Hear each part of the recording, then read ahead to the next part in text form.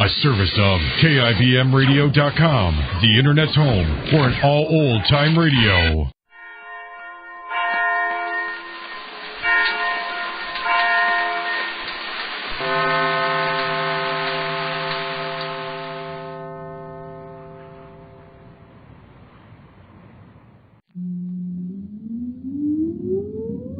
Countdown for blast off.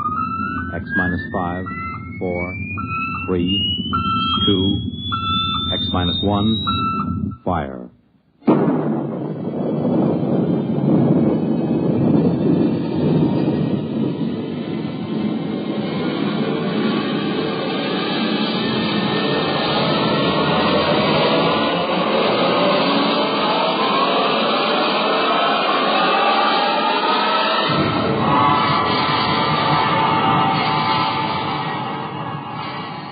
From the far horizons of the unknown come tales of new dimensions in time and space. These are stories of a future, adventures in which you'll live in a million could-be years on 1,000 maybe worlds. The National Broadcasting Company, in cooperation with Galaxy Science Fiction Magazine, presents X minus 1.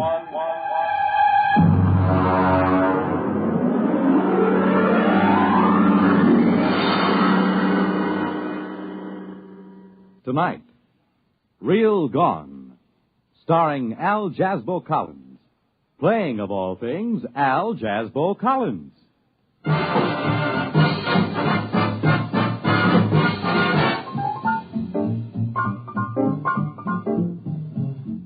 Oh, come in. Come in. Glad to see you. Albert here, your Collins friend. Just a minute. I'll close the door. You know, when you run a disc jockey show, the song pluggers just seem to ooze through the grain of the wood. There. Well, we won't be bothered for a while. Have a seat. I'll take this record off the chair. Hound Dog. Exclusive to me. Sung by Helen Traubel with the Vienna State Symphony Orchestra. Under the direction of Felix Weingartner. Now sit down. You do the writing for that Real Gone show on NBC, don't you? That X-1 with the rocket ships and the three-headed men from Mars and all that jazz. Well, that's why I asked you up. I ran into a little something. Just an idea, you know. I figured maybe you could English it up and use it. It's about a friend of mine, Ralph Therian.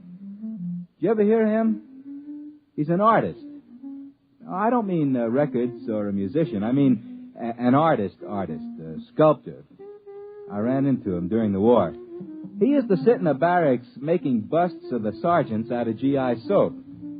When they had him on KP, they couldn't trust him to peel potatoes. He'd end up doing caricatures of the captain and the lieutenants out of raw spuds. Man, he was the greatest. He got the whole company restricted for a week when we were stationed somewhere near Boston.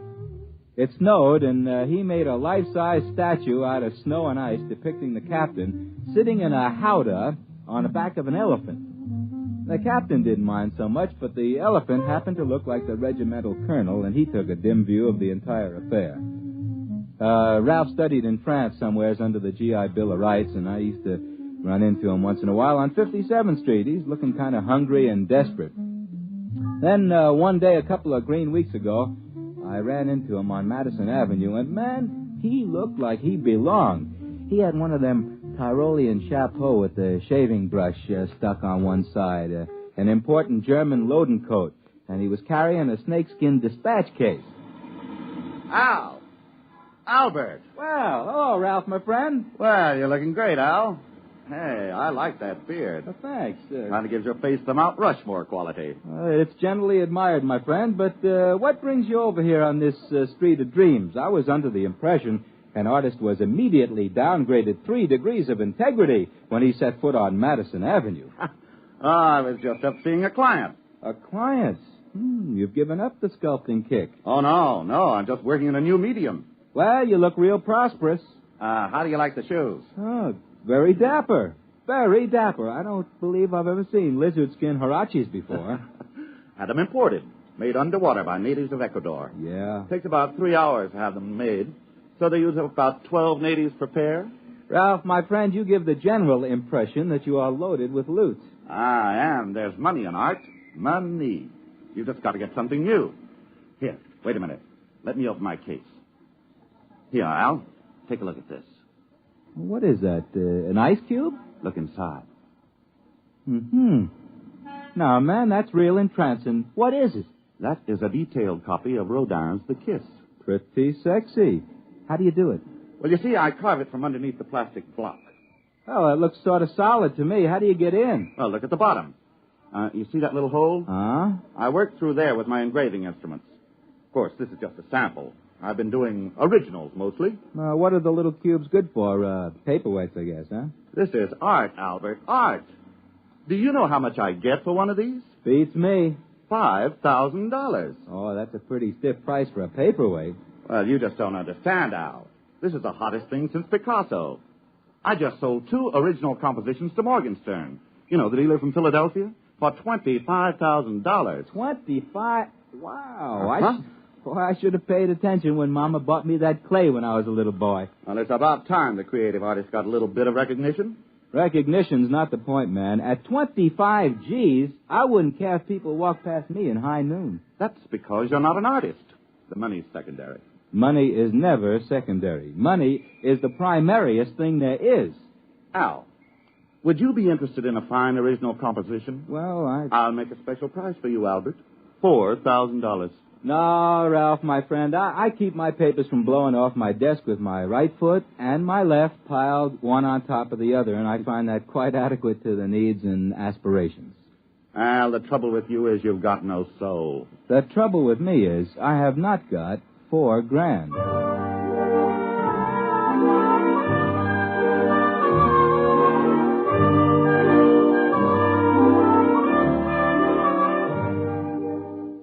This sort of thing is happening to me all the time. For example, I have a barber who plays unaccompanied Bach chaconnes with a 1/4-inch drill and a length of steel pipe. I figured Ralph Therian was stringing me until I ran into Vladimir Osepsky. Now, Vladi is one of these men who leads a double life. He composes concerti and avant-garde operas under his square moniker, but he's better known in the Brill Building as Larry Oss. He got in on the ground floor of this rock and roll affair, and he took an already substantial fortune and ran it up to a fantastic munificence. Larry has money he hasn't even folded yet, and he collects art. I was up at his house one night discussing such things as Tin Roof Blues and Wozzeck by Albin Berg, and Larry got around to showing me his collection. Now, this is Picasso. Larry, that's what I call cool brushwork, my man. Cool. I homed it next to the Tintoretto for contrast. Well, this stuff runs into a pile of loot. Well, I figure since I've launched rock and roll on an unsuspecting public, the least I can do is collect old masters and leave them to the nation when I die. It figures. That figures. Here's my latest. Look, isn't it beautiful? You mean this hunk of plastic? Well, yes. Look into it. That design, that composition, the delicacy of that line. Well, this is the most exciting discovery in art since the invention of red paint. Larry, was this piece of Jim Crackery executed by one Ralph Therian? That's right. You know him? Mm-hmm. Remarkable talent. Remarkable. A genius. And how much did this stroke of genius cost you, if you don't mind my mentioning a crude thing like money? Not at all. Not at all. It was a steal. I got it from Morgenstern. Oh, I outfoxed him. I got it from him for only $30,000. Yeah, you outfoxed him, all right. Tell me something, Larry. What makes this worth $30,000? Albert, what makes a Stradivarius worth $30,000 and a fiddle played on the street by a beggar $3, huh? You mean his stuff is that good? It's art, Albert. This is art. This is genius. To work with such delicacy and such control and such genius in so small a space. You see, that's it. This plastic block is how long? About 2 inches? And yet within this 2 inches is the majesty, the feeling of a sculpture 20, 30 feet high. This is an art which has not been known in the world since the painters of miniatures in the late Renaissance. Why, then it's for real. For real. This is the gem of my collection. The Picasso, the Renoir, the Cézanne will, in time, fade into insignificance. This is a new art form. Brilliant. Brilliant. And now let me play a new record we're putting out. It's called I Love You, Baby, 'Cause Your Lower Lip Drags on the Ground. A real cool you-bangy beat.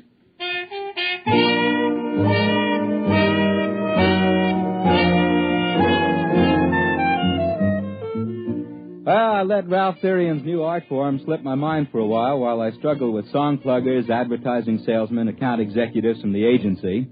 And I met him again a few weeks ago at a small cultural establishment on the corner where I work. You might call it sort of branch public library with a brass rail.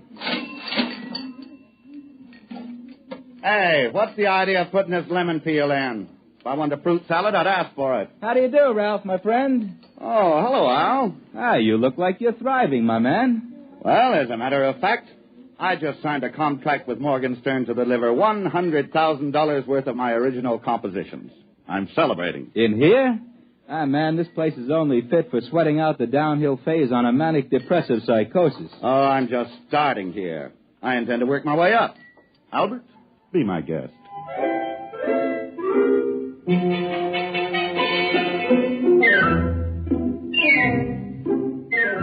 Well, I just had a difficult morning with the station manager who has an illusion in his little ricky-ticky mind that my program is the answer to Lawrence Welk and Guy Lombardo. He'd been trying to convince me to program 2 solid hours of Wayne King, relieved by vocals by Frank Crummett and Julia Sanderson. I had resisted, and I was in the mood for eating the lotus and forgetting. Several hours later, Ralph was feeling very confidential. Albert, my friend, I like you. Why don't you shave? Ralph, love me, love my beard. I will try. Albert, you have the look of an Abraham Lincoln gone hog wild among the cream puffs. Ralph, you have an artist's soul. Albert, I trust you, I trust you, I trust you. I am touched. And so, Albert, I'm going to take you to my studio. My secret studio. And I will reciprocate, my friend. Tomorrow, when I am doing my disc show, you may come to my secret studio. With the esteem that my program is held in today, tomorrow I'll be doing my broadcast from a small hole with a round iron top and plenty of running water below. What time is it? something. I'm late. Hurry.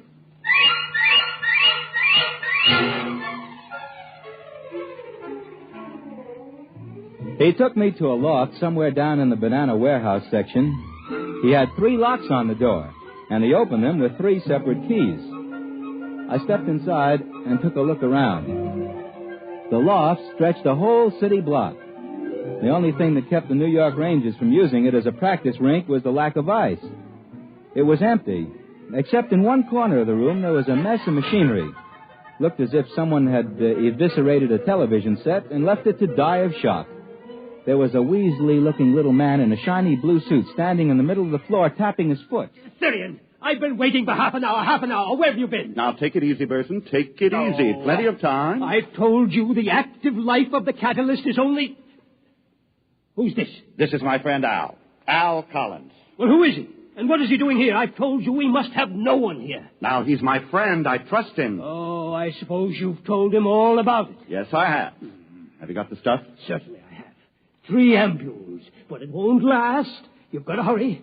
Roll up your sleeves. Oh, now, just a minute, both of you gentlemen. If I've been brought down here to witness the inoculation of a little happy juice into somebody's arm, I'm leaving. I have no desire to tangle with the Federal Narcotics Bureau. Now, Albert, do I look like I'm taking narcotics? I wouldn't swear to it. You don't understand. In those little glass bottles is a secret of $100,000. And I'm going to show you how I do it. First, we take a plastic cube out of my pocket. So. We put it down on the grid in the middle of the floor. So. Now, if you will kindly step to the outside of the white line painted on the floor. Back there. Go ahead. Now, Mr. Burson, we'll turn on the machinery. Now, I take this vial of catalyst, thus, and pour it over the plastic block. So. Now, we wait.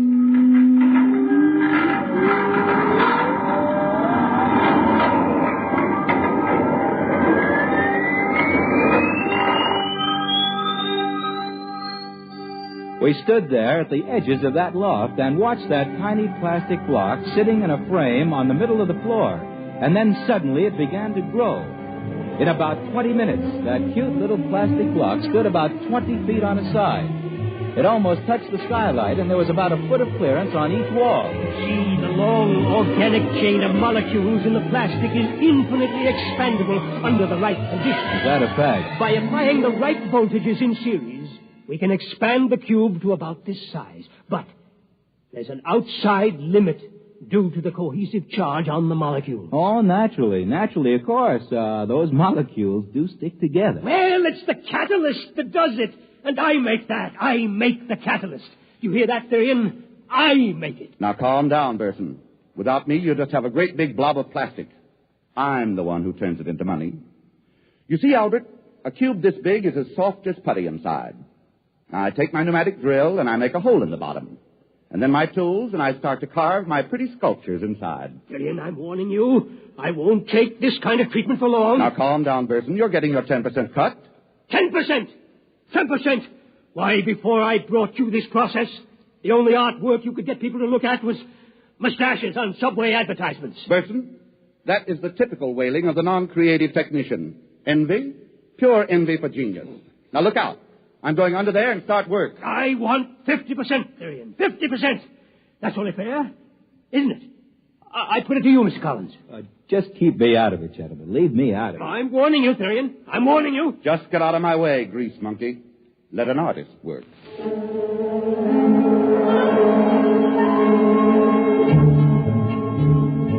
Ralph crawled under the giant cube and started to work. I could see what he was drawing, a collection of lovely ladies, something like the closing number at the Union City Burlesque. Didn't look very good. The lines were kind of thick and muddy, had a kind of a soft and sloppy quality to it, just about as if you were carving in butter. Took him about an hour, and then he crawled out. Just about in time. Well, what does it say on that watch? You've got about 20 seconds left. You cut it pretty fine there, Therian. It's all right. It's a masterpiece. Wait a minute. Okay, now. There she goes.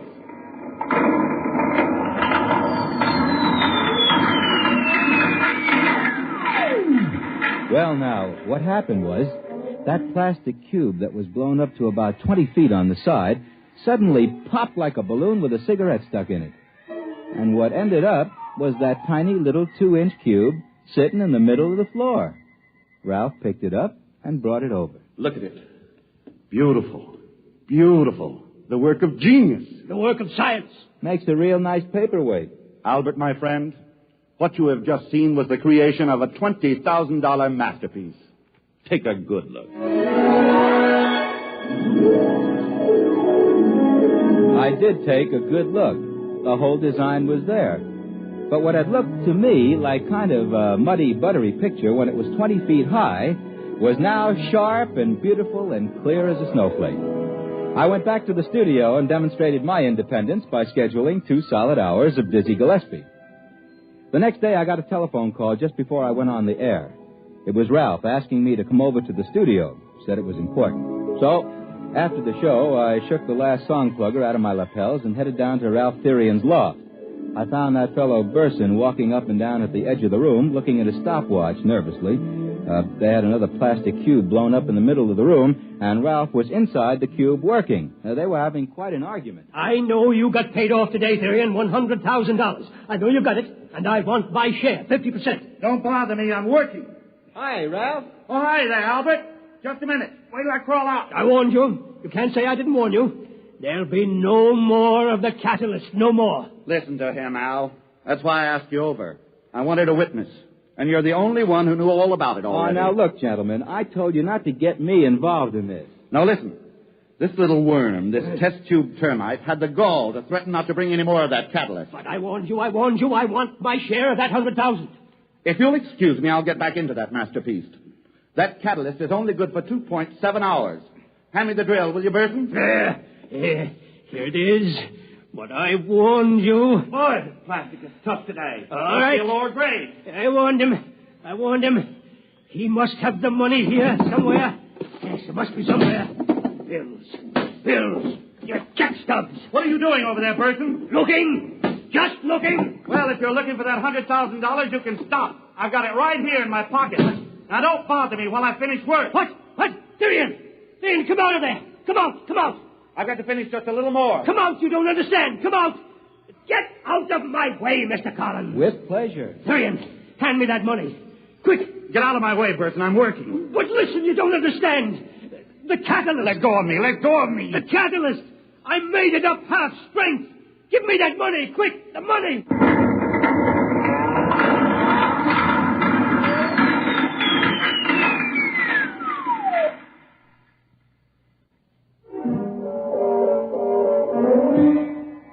Well, that's all there was to it. I figured out that little fella from the plastic company figured he'd get himself a new sculptor when he made up that catalyst half strength. The two of them were in there when the roof fell in. The roof and the walls. Well, that's about all there is to it. Figured you might be able to use the story. I wrote a few notes on it. They're here somewhere, under the paperweight. Oh, would you like to see the paperweight? Little plastic cube about 2 inches. Look in there. Two fellers with their hands around each other's throat.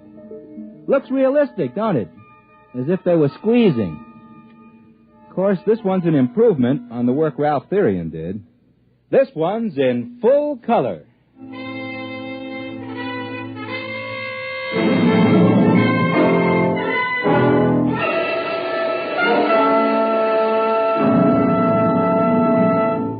You have just heard X-1, presented by the National Broadcasting Company in cooperation with Galaxy Science Fiction Magazine, which this month features The Victim from Space. A time to sow, a time to reap, a time to live. All the Agathians agreed with this, but not when it came to a time to die. Galaxy Magazine, on your newsstand today. Tonight, X-1 has brought you Real Gone by Ernest Kenoy, based on an idea by Al Jasbo Collins, and starring Al Jasbo Collins as himself. Featured in our cast.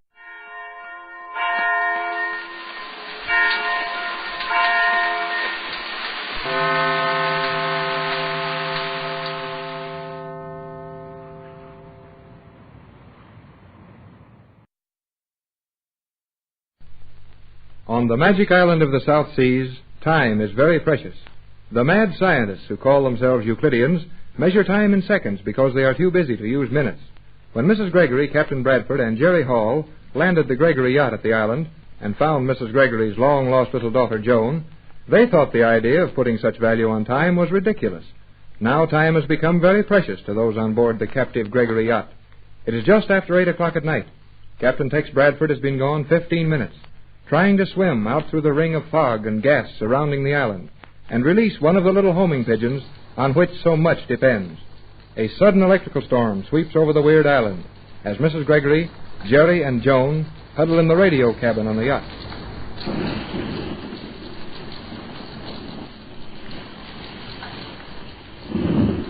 This is a terrible storm, Mother. Are you not glad your boat is safely moored to the pier here now? Oh, this storm wouldn't hurt the boat, Joan. We came through a couple of them on the way down here. On Euclidia, we hardly noticed such a storm, as all the quarters are soundproof. But on this boat, it seems very terrifying. You will learn to love the natural things, Joan, dear. Things that are merely terrible in a natural way, if we ever get off this horrible island. Well, I'm going back to the engineer's quarters and wait for Tex there. I'll let you know the minute there's any news. You will be careful, will you not, Jerry? I would not like anything to happen to you. Hear that, Mrs. Gregory? Joan's getting kind of stuck on me. I am not stuck at all. You see, I am quite free to move at will. You mustn't mind Jerry, my dear. His expressions are a little puzzling at times. But, Jerry, one time you say I am stuck up when I am not sticking up on anything. And now you say I am stuck on you when I am not even near you. Oh, I ain't got time to teach you any better now. I got to get back on duty where I belong. Oh, Jerry, the storm is bad, isn't it? Yeah, I can make it all right. See you as soon as Tex gets back. Will Jerry be quite safe, Mother? Yes, Joan. He has only a few feet to go along the deck to the engine room. There's not enough wind to make the footing dangerous. I am glad of that. Jerry is a foolish boy, but he is also a nice boy. And I should not like anything to happen to him. Joan, this storm, all that lightning flashing around the island, what effect does that have on all the electrical devices the Euclideans maintain? I'm afraid I do not understand just what it is you wish to know. This magnetic ring of fog around the island. Will the magnetic force be maintained through this electrical storm? Yes, Mother. Euclidia has been struck by lightning during many storms, but G47 and his assistants have developed some means of carrying the lightning off without harm to the island or instruments on it. Yes, of course they would have protected themselves. Then even in this storm, Tex will have the danger of the magnetic ring as well as the gas. Oh, I was stupid about that. I might have told you. Might have told me what?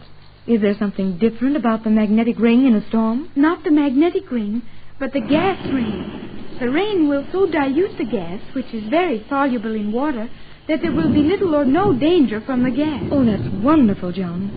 I only wish Tex knew that. To save him the trouble and danger of trying to swim underwater beyond his endurance. I think the clever captain will have figured that out for himself.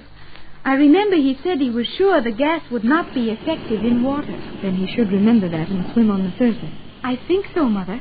And with the rain, he would swim on the surface without danger of being seen. And Tex can swim and float for hours. Oh, what a relief that is, my dear. The storm came up about 10 minutes ago, when Tex had been gone about 5 minutes. He would, of course, swim beyond the ends of the piers before he released the pigeon. Yes, of course he would. And the piers are 200 feet long. Then it would take him some time to get the pigeon safely out of the celluloid swimming suit, and he would start back after discarding the oxygen tank. He has hardly had time to return, Mother. You're right, dear. And he wouldn't hurry back. In fact, he would stay beyond the end of the pier as long as he was swimming easily and naturally, because his return might attract attention. But did he get out safely? Oh, I think you need not worry about that. The alarm would have sounded before this if he had not safely passed the protection ring. But that storm, the lightning flashing... Look, Joan, it lights up this room as if it were day, and through that tiny port. What if lightning strikes the island while the captain's swimming through the magnetic fog? Oh, Joan, what of that? Mother, that is a terrible thought. I know the scientists use the magnetic ring of fog in some way to carry off the lightning and ground it into the water. Then it's just as if Tex was swimming through the very thing that had been built to handle the discharge. Just as if you held a lightning arrestor in your hand during a storm. I'm afraid that would be it, Mother. Oh, Tex. Why doesn't he hurry? I'm going to call Jerry back from the engine room again. He may have heard or seen something of the captain. No, Mother. Jerry has his place there, waiting for the captain. And we have our places here, waiting for them both. It would not please the captain and Jerry if we did less than our duty. Joan, you're the most wonderful daughter in the world. You have more courage than your mother.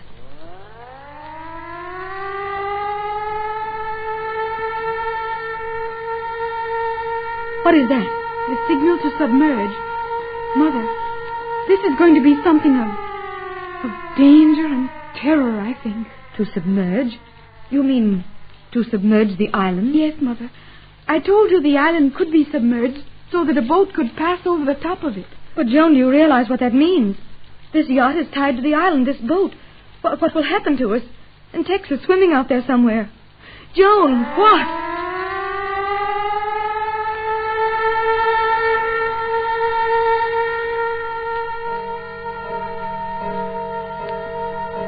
There is the location signal.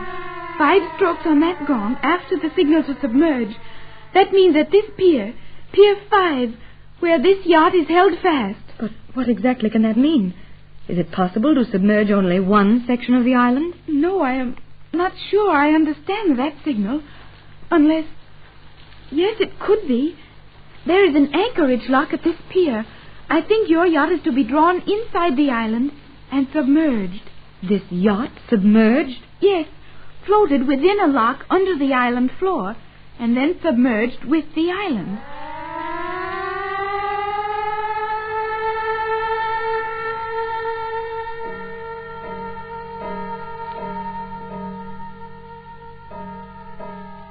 What did that mean, Joan? The submerging operation has begun. This boat is now being lowered between the piers. But, Joan, we'll drown. This boat can't be submerged. It will not be submerged as you mean it, Mother. It will be... Hey, Mrs. Gregory, do you know what's going on? Why, Joan says they're going to submerge this yacht. Yeah, the water's going down right now in the space between the piers. They're going to take the yacht into a lock under the island someplace. But Tex, he isn't back, Jerry. Well, no, Mrs. Gregory, he isn't. Oh, Jerry, that is very bad. Well, can't he get back now, Joan? No, Mother. Unless the captain could have been within the slip formed by the two piers here, he could not get in without being seen. The ends of the piers are now joined by watertight gates to allow the space between them to be used as a lock. I'm going out there and try to find Tex. Oh, no. No, you're not. Jerry. I'm sorry, Mrs. Gregory. I don't mean to be rude, but you're not going out there. Yes, I am, Jerry. I can swim. And if Tex is out there in that water alone, hopelessly shut off from the island, I'm going after him. He won't know what's going on here. He'll be afraid to return for fear of giving away the escape of the pigeon. Now, look here, Mrs. Gregory. Captain Bradford is in command of this boat. He gave me my orders, and I'm going to carry him out. Jerry is right, Mother. The captain would want you to stay here. This is my yacht. I'm going after Then Tex. you'll have to lick me to do it, Mrs. Gregory. I'm sorry to act like this, but orders are orders. And the last thing the captain told me was to keep you on board if I had to tie you in a chair. And I'm going to do it. Jerry, you're doing what you think is right. But the storm is over. And I'm going to swim out there while I've still got a chance. You have no chance now, Mother. These locks empty very rapidly. And by now the water is not even covering the lock gate at the end of the pier. You could not swim out. And if you tried to walk out to the end of the pier, you would be stopped by a guard. But Tex out there, how will he get back? Now, look here, Mrs. Gregory. You've got to buck up and face this thing. We don't dare let anyone see us worried about a thing. They don't suspect yet that Tex swam out with that pigeon. And if old G47 got wise to that, he might do something that, well, so Tex couldn't ever come back. John, what do you think about it? I don't seem to think very clearly where Tex is concerned. Jerry is right, Mother. We must act as if nothing had happened to frighten us. We will be quite safe, of course, when the yacht is taken inside the island.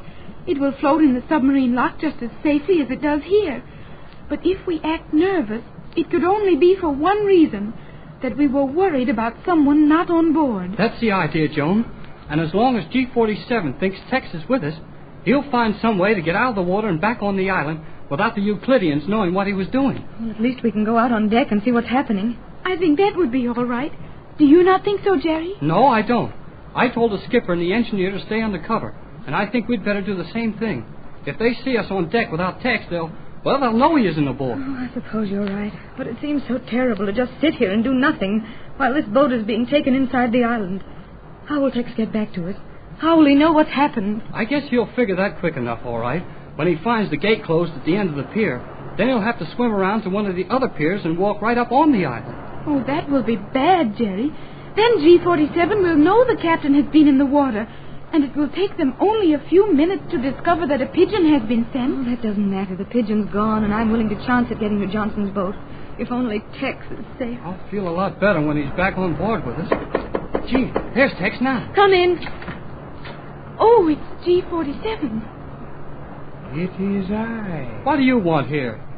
I merely wanted to assure you there was no danger.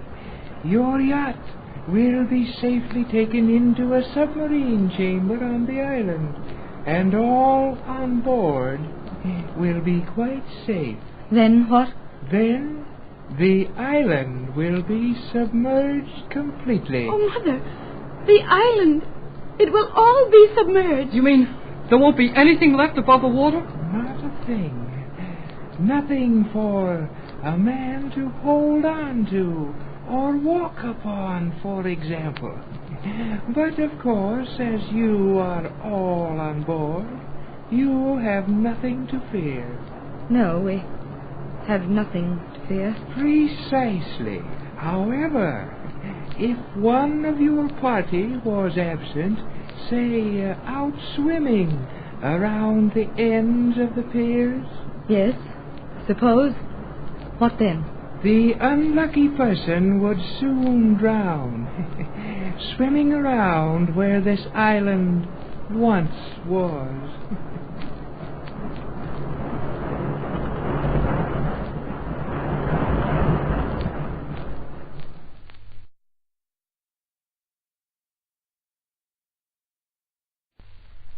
The magic island is going to be submerged.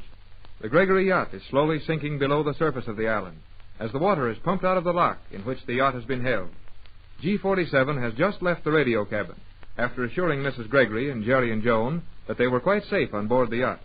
Captain Tex Bradford left half an hour ago to swim outside the rings of fog and gas surrounding the island and release a pigeon to Johnson's boat. The yacht is ready to be drawn into the island's submarine lock. The giant pumps have lowered the water in the lock, to the level of that within the island, and the boat rides easily. But in the radio cabin, Mrs. Gregory, Joan, and Jerry are terrified. I'm going out on that deck, Jerry. Orders or no orders, I'm going out there. But, Mother, Captain Bradford said you were not to do that. Oh, might as well go now, I guess. We didn't fool anybody. Do you think G47 knew Tex was out there swimming when he came into the cabin just now? Yes, Mother.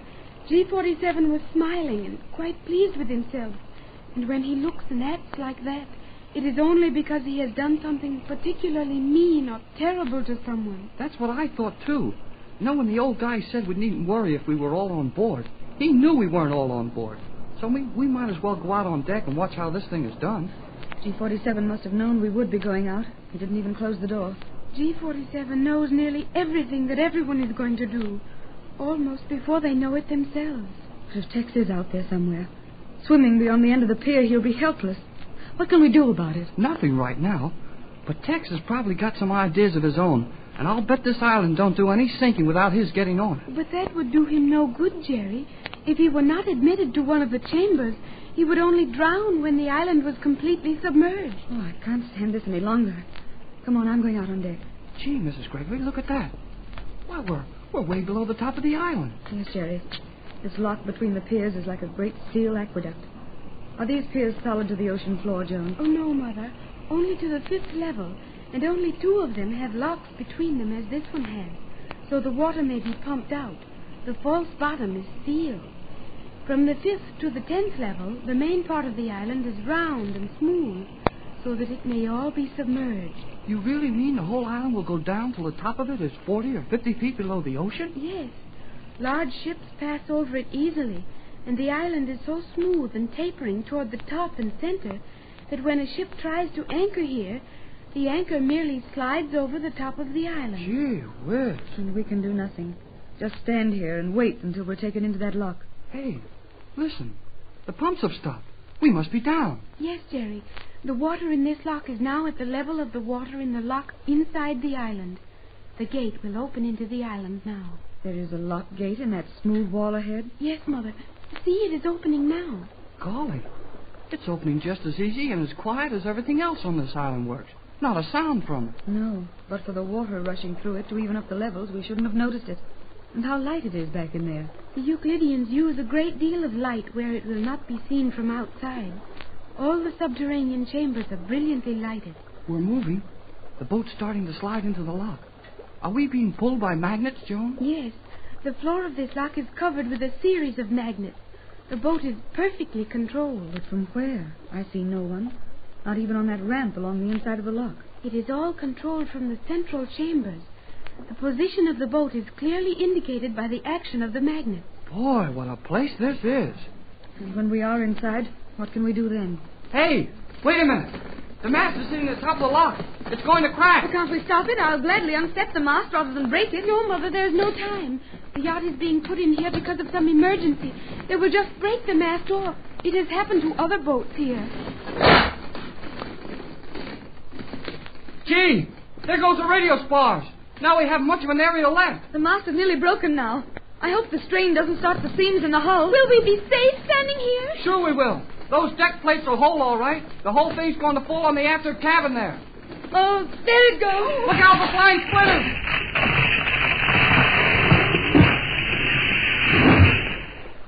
Gee, that's too bad, Mrs. Gregory. It did a lot of damage. Oh, Mother, your beautiful boat. Oh, never mind that. I can get another boat, but Tex. Quiet, Mrs. Gregory. Mother, you must be careful. Oh, I know, and I suppose G47 can hear all we say, but I've reached the point where I don't care. Tex is out there somewhere, and nothing else matters to me. It all seems so hopeless, doesn't it? And you love the captain so dearly. I'm very sad for you, Mother. Oh, me too, Mrs. Gregory. But don't give up hope. Tex is a smart guy. Don't tell him what he's done. You're just saying that to cheer me up, Jerry. You know there isn't one chance in a million Tex could be safe. Well, I got a hunch. And when I get a hunch, everything's going to come out slick. Look, Mother. The stern of the boat is nearly inside the lock now. Yes, dear. And soon the gate will close, and Tex will be outside in the water. He can't swim forever. So many things might have happened to him. Take it easy. Please, Mrs. Gregory. You're so swell, and I'm so sorry for you. Well, I could bust right out and bawl like a girl, but it wouldn't do any good. Oh, you're right, Jerry. You're a sweet boy. Tex would want me to keep my chin up. Why do you say that, Mother? Keep your chin up. Your chin has not fallen down. Oh, Joan, my dear, you and Jerry would almost make anything possible. We're pretty swell, ain't we? Jerry, I have told you that ain't is not correct. Well, I know it ain't. Then why do you insist on saying it? Yeah, the gate's closing. The yacht's inside. And out there in that cold water, in the dark. Now, steady, Mrs. Gregory. Don't say any more now. Someone is coming along this ramp, coming toward us. Not a word about how we really feel. You too, Joan. Keep a stiff upper lip. But how will it help anyone for me to keep my upper lip stiff? Oh, forget it. Just say nothing. Let me do the talking. I think you might well be trusted to do it better than the rest of us, Jerry. Yes, someone is coming and making no sound, of course. It is G47, and that is very strange. Why do you say that, Joan? That's what I'd like to know. I don't think anything that guy does is strange anymore. It is strange that G47 would come down into the submarine locks. He always stays in the main control chamber when submerging and leaves these locks to his assistant. He's certainly looking the yacht over carefully. I know what he wants. We should come over here and get it over with. That guy makes me feel like I had some porcupine soup with the needles in it. I do not understand what you mean. Never mind, Jerry, dear. Hush now. Here he comes. Hey there, G47. What's the idea of breaking up Mrs. Gregory's boat? You will make him angry, Jerry. I don't want him to think we're worried about anything else. I must say that you've treated us rather roughly. Might we inquire, G47, what caused the sudden decision to run us into this lock? You might, and you have. A little later, you will witness an interesting demonstration. If you care to come to the neptoscope control chamber, you will see... No, I shall not tell you. It will be more pleasant to surprise you. We will be glad to come and witness any demonstration you care to give us. Sure. Want us to come right now? I think not until we are submerged. Is that not so, G47? Precisely, Cleostra. It will have no value until we are submerged. You will bring the dear captain, of course? Why, yes, of course. Yeah, sure. We'll bring him, if he wants to come.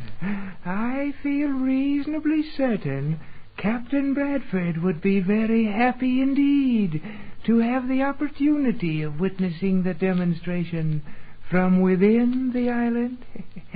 You will be notified when to appear. Then you may tell the captain if you can find him. Gee, he's gone. Right through that wall. Yes, Jerry. There are many automatic doors along the walls of these locks. There is nothing about it that cannot be explained, although if you were not watching closely... Yes, Joan, dear, but never mind that now. Did you hear what G47 said? We might bring the captain if we could find him. He knows Tex isn't aboard. He knows we can't find him. He's taunting us. Tex is lost, do you hear? Now, Mrs. Gregory, you've got to quit that. Come on, in the cabin. Yes, Mother.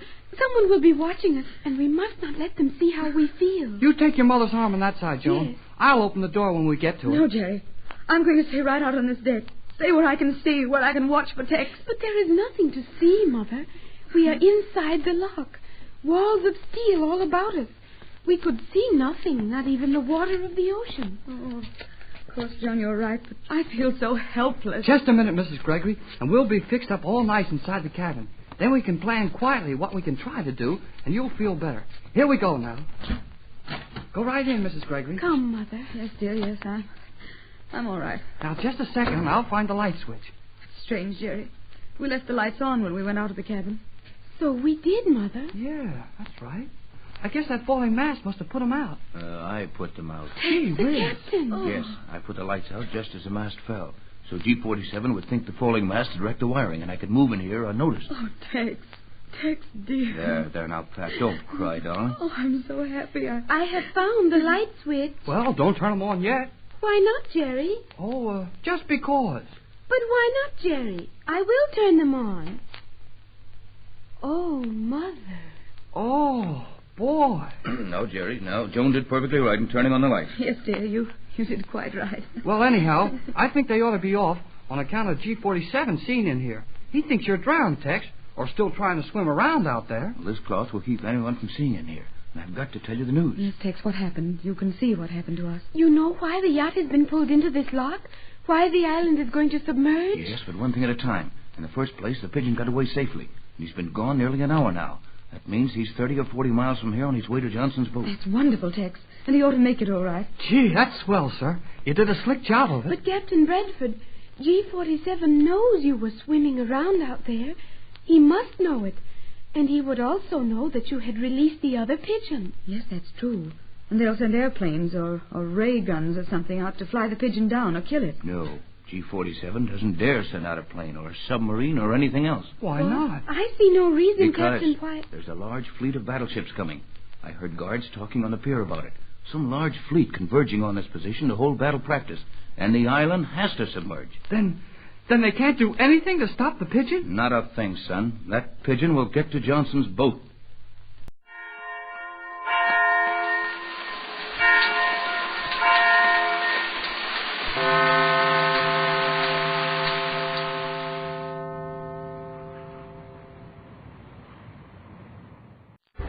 Many of the colonies of this planet here have been founded and built by misfits, rebels, rejects from their own societies, the transported criminals. And they've made good men in those new frontiers. But not all men are good men in a bad spot.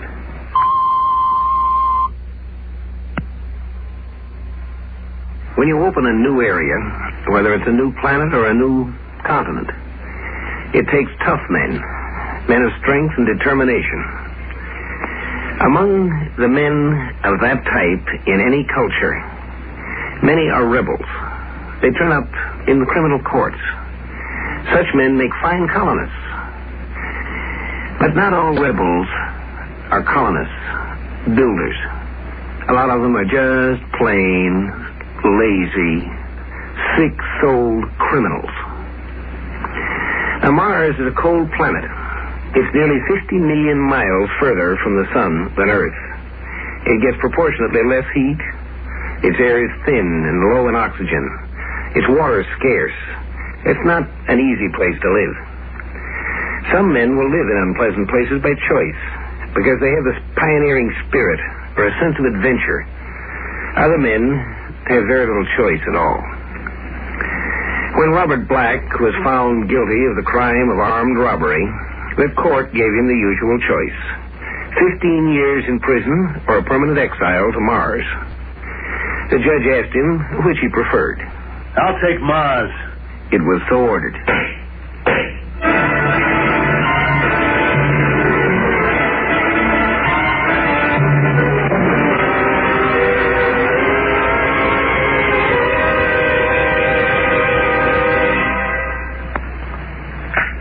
All right, Harrington, I'll see Robert Black now. Morning, Mr. Jenner. What is it this time, Black? In trouble with the mine foreman again? No, not this time, but if he keeps pushing... Don't start that again. I'm sorry, Mr. Jenner. Now, look, Black, I'm supposed to be the colonial administrator here. Remember, I have work to do. Now, what's on your mind? I want to go home. Well, you're certainly welcome to. You know where your dormitory room is. Go ahead and go home. Why bother me with it? Oh, you know what I mean. I want to go back to Earth. Earth? That's impossible, and you know it. You made your choice 10 years ago. You wanted to be a free colonist instead of a prisoner, and you got what you wanted. Free? You call this free? I work my hands off clear to the elbows in those freezing coal mines. I work 8-10 hours a day for what? For a few lousy bucks?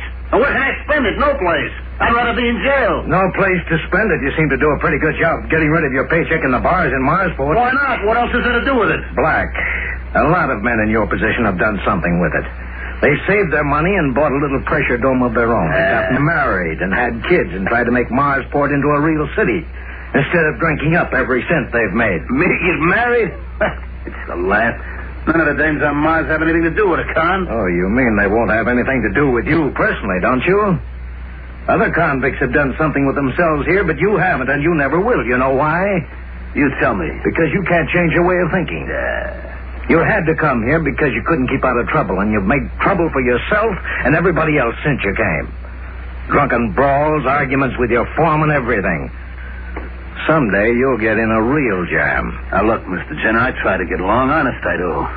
I just don't like being pushed, that's all. Oh, sure. Everybody picks on Mr. you. Jenner, I just can't take Mars anymore. Look at my fingers. They're always cold. My feet are always cold. I haven't been warm for 1 minute in the last 10 years. They can't heat up the mines even because this stinking little planet's cold all the way through. Oh, what do you want me to do? Move Mars closer to the sun just to please you? Look, Mr. Jenner, please, I'm serious. Send me back to Earth. I'll spend the rest of my time in prison there. I won't care just so long as it's on Earth where it's warm. I just can't do that, Black. You had your chance to make your choice 10 years ago, and you made it. Neither one of us can change that. Yeah, but it ain't fair. I have just 5 more years to do time if I'd taken a 15-year sentence, then I'd be free. The way it is, I gotta spend the rest of my life here. That ain't fair. I couldn't send you back if I wanted to. I'm just a civil service appointee, not a judge of the court. If you want to spend 5 years in jail, I can accommodate you right here on Mars. But I can't send you back to Earth. And that's final. But, Mr. Jenner... That's all, Black. Unless you have something else to see me about, please go. I'm busy. Look... All right, if that's the way you're going to be. That's the way I'm going to be. Goodbye, Black. Goodbye.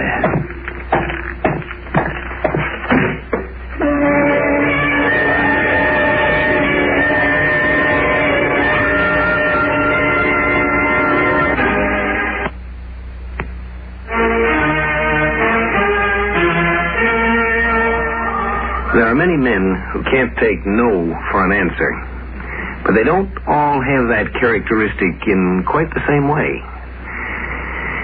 The pioneer, the scientist, these are men who can't take no for an answer, and they plow their way through to an answer that works. But not all men are of that type.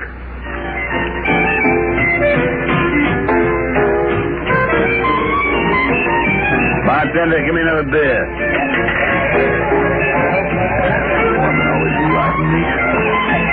Jenner, that big shot. White guy. Sure, he don't worry about somebody freezing to death on his ball of ice. Not him. He can go home when he wants to. Who's this sharpie? Hey, give me a glass of beer, bartender. Space Service uniform. Wonder what he's doing in a cheap joint like this. Those guys usually have money to burn. Boy, this beer's sure flat. It's this low pressure does it. Takes all the fizz out of it. Oh, is that so? Well, at least it's cold enough, huh? Oh, yeah, everything's cold on Mars. You, been in the service long? 3 years. This is my first Mars run. Thought I'd take a look at Mars Port while they service my ship. Your ship? You don't hardly look old enough to be the skipper of a spaceship. That's what they all tell me. I may not be as old as you, old-timer, but it's still my ship. Old-timer, right away he starts riding the guy right off the bat. Yeah, that's pretty good. You know, a young fellow like you with a crew of 10 under you. Oh, no. It's just the two of us, me and my navigator. We're giving the Skyfire its test run. Oh, how can 2 men handle a spaceship? Hey, look, don't you watch the newscast, mister? Skyfire is one of the new models with the Markheim drive. Fastest spaceship ever built. I guess I'm a little behind the times. New drive, huh? That's right. Hottest little thing in the sky. Must not be as complicated as the old jobs if just 2 guys can run it. Well, I hate to admit it, but it doesn't take much training to run one. A baby could do it. Oh, man. Things sure have changed since the last time I was on a ship. Is that so? Now, how long has that been? 10 years. Been here on Mars for 10 years. Yeah? Are you, are you... Convict? Oh, no. I come here of my own free will. Got the old pioneer blood in me, I guess. But, we don't usually talk about it very much. You know, out here, one fellow's as good as the next one if he behaves himself. Yeah, that's the way it should be, I guess. 10 years. Well, I guess you've been here long enough to get used to this light gravity, huh? Sure. Don't even notice it anymore. The trouble with being in the space service is that you never get used to any particular gravity. It might be 10 G's 1 minute and 0 the next. But you even get used to that eventually. I imagine you would. My name's Bob Black. Oh, I'm pleased to meet you. Mine's Carson, Peter Carson. Hi. You going to be here long? Oh, a couple of days. Skyfire will be ready to go in an hour or so, but my navigator's in the hospital for checkup. Twisted his ankle getting off the ship. Oh, that's too bad. Hey, can I buy you a beer? We're both in. Sure, thanks. Bartender, 2 more here. Say, if you've been here 10 years, you must know Marsport pretty well, huh? Yeah, pretty well. Well, look, there must be livelier places than this. Maybe you could tell me where to find a little excitement. Sure. I know a couple of places. I'll tell you what I'll do. I'll take you there myself. Good enough. Come on, let's get out of here. We got far to go? No, about a quarter of a mile. I'll stick a cab, then. I don't feel like walking that far in this cold wearing an oxygen mask. Sure, we can pick one up.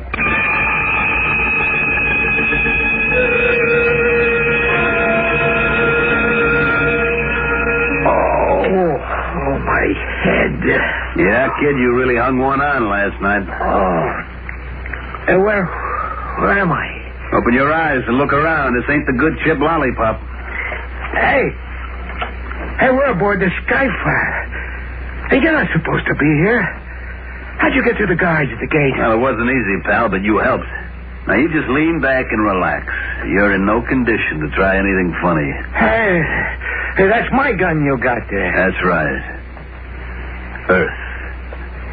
Beautiful, green, sunshiny, warm Earth. I'm sick and tired of this freezing hellhole. You're going to take me home, buddy.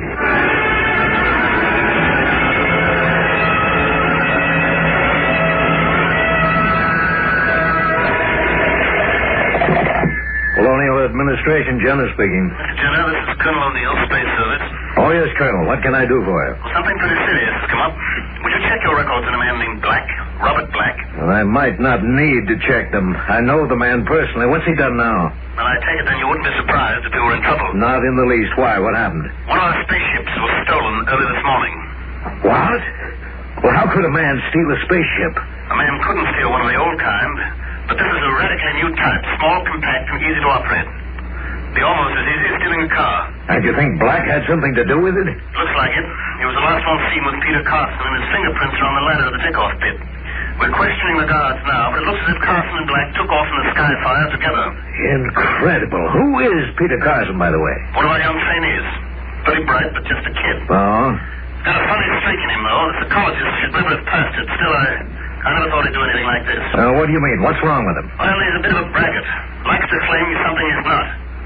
I'm no psychologist, but I'd say that he's a compulsive liar. And the two of them stole a spaceship. Well, they ought to make a fine pair. Now, tell me, can Black navigate and operate a spaceship? Of course not. Only trip he ever made was 10 years ago when the court sent him here. He doesn't know how to operate a spaceship. Then they'll make a fine pair, all right? How's that? Neither does Carson. Criminal in jail is more or less forced to admit that he did make some kind of a mistake. Curious thing is, if you ask such a man what mistake he made, he's apt to say something like, well, you see, I didn't see that cop that was hiding down there in the doorway. He views it as a mistake in procedure. He doesn't recognize that he was fundamentally wrong in trying to make a living that way. Sure outsmarted old smart boy Jenner. Goes to show you, kid, you can't keep a good man down. Yeah, sure. 2 hours, I'll be back home again. Back to nice, warm, comfortable Earth. Black, I'm scared we're going to crash. Shut up. You still trying to give me that phony line? I tell you, Black, I don't know anything about spaceships. Don't give me that, will you? We took off okay, didn't we? We're on course, aren't we? And you did all the plotting and the piloting, didn't you? I swear all I know is what I read in the textbook at the academy. And I watched the captain take the ship to Mars. Any fool can take a spaceship off the ground, but it takes a trained pilot to land You've one. been giving me that stuff ever since we started. And I'm going to tell you something. I don't believe it. Please, Black, before it's too late, let me get on that radio and call the space service. They can get a ship up here. Shut up. That's what you like, ain't it? Get the space service up here? I see through your dodge, and I'm not buying it. I don't mind getting caught on Earth because they can't deport me twice. They'll put me in a nice warm cell. But they're not going to nab me up here and send me back to that frigid hell I just left, you understand? Listen. Shut up, I said. I read over the pilot's manual. I read over the specifications on this ship. A baby could handle it. Remember? That's what you said. A baby could handle it. And you're right. I can land this thing myself. So don't give me any hooey about you not knowing how. Please, Black, we haven't got much time. Shut up. Please, Black, let me use the radio. Shut up. All right, now that's better. Now let's get ready to land this crate. We got less than 2 hours. John, no gun. I gotta do something. Sit back down and stay away from that radio. I'm gonna call him. You can't stop me. Away, I told you. Stupid, crazy little punk. Now I gotta take this ship down by myself. Everything's okay. Just gotta be calm, that's all. Check the time. That's good. Now, according to the radar map, I'm over Wyoming. No town around. Right smack in the middle of nowhere. Good. That means no cops. Now, check the time again. Don't rush it now. Check the instruments. All right. Velocity, direction. All okay. Time, 10 seconds. Back to Earth, boy. Nice, warm, green Earth. No more cold red sand. It's time. 5 seconds to cut off. 3, 2, 1. Cut! Hey, we're still falling.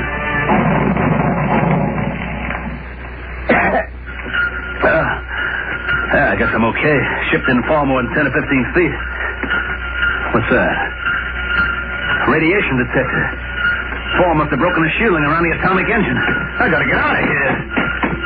Gotta get out of that airlock and run. This radiation could kill me. It'll kill me if I don't get out. Oh, no. I gotta get out of here. I gotta get out of here or I'll die. I gotta get out and see that good old warm old Earth. I gotta get out.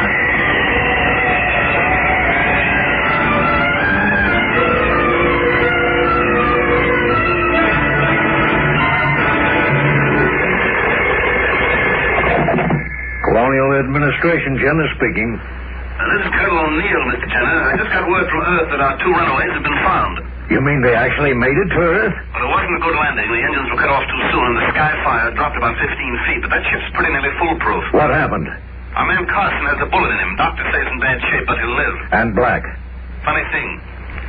Shut the ship down in a desolate part of Wyoming. The fall shorted the radiation detector, and evidently Black thought the ship was full of radiation.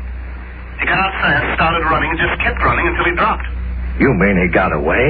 Well, he didn't get far. It's January, you know, wintertime in Wyoming. He ran into the teeth of a howling blizzard at sub-zero temperatures. Yeah? Froze to death before they could reach him.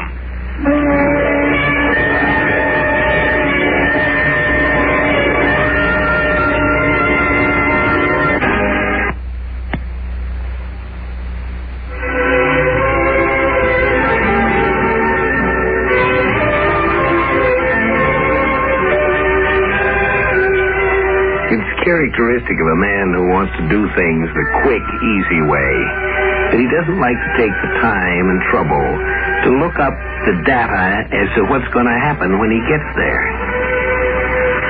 It would have been easy enough for Black to check and find out that it was winter on Earth. But you see, Mars doesn't have the same seasons Earth does. Mars' year is about twice as long as ours. I guess Black had sort of lost track of what it was like in Wyoming in January.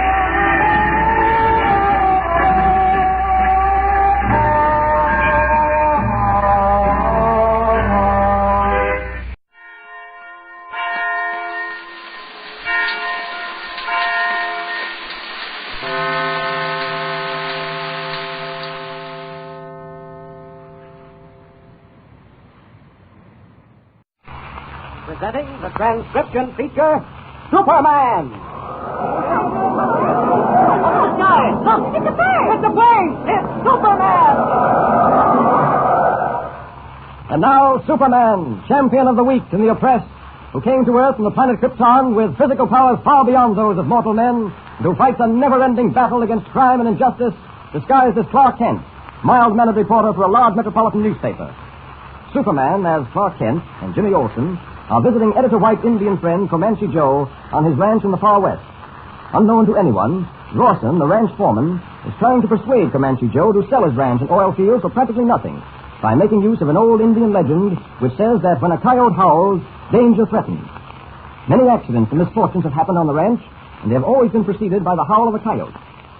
Now, last episode, we heard how Rawson's scheme to impress the Indians with the truth of the legend failed when Superman saved his young friend from a murderous bullet.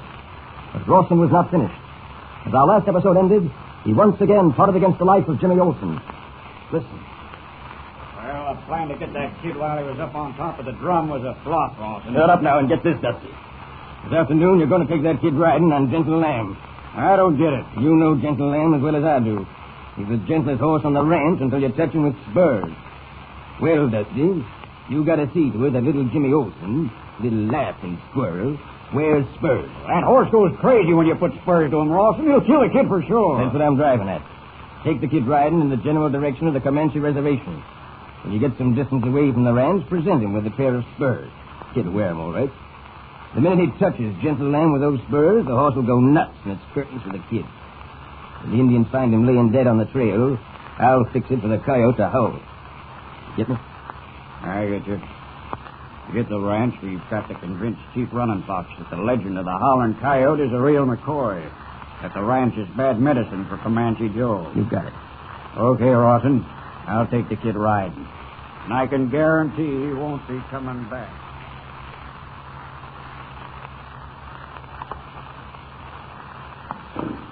Comanche, where's Jimmy? Isn't he coming with you and me on this inspection of the oil field? I don't think so, Kent. He said something about going for a ride with Dusty. Oh. Isn't that so, Tumbleweed? Yeah. Here comes Dusty now. Say, is that the gentle lamb he's got with him? Yes. I don't know whether we ought to let Jimmy ride that horse. Well, what's wrong with him? Just one thing. That horse is called Gentle Lamb because he is as gentle as a lamb until you put spurs to him. He'll be all right as long as Jimmy doesn't wear rowels. Oh, there comes Jimmy now. It doesn't look as if he's wearing spurs to me. He ain't. Nothing to worry about, I guess. Hi there, Dusty. Hi, Tumbleweed. Taking your partner, Jimmy Olsen, for a ride. Hope you don't mind. Just take care of him, that's all, Dusty. Anything happens to that boy, he'll answer to me. Nothing will happen, Tumbleweed. You can count on me. Hey, kid, come on. Get up on Gentle Lamb here. Holy mackerel. Is that what that horse is called? Gentle Lamb? Can't you give me a horse with a little life in it? Horse, Jimmy, not horse.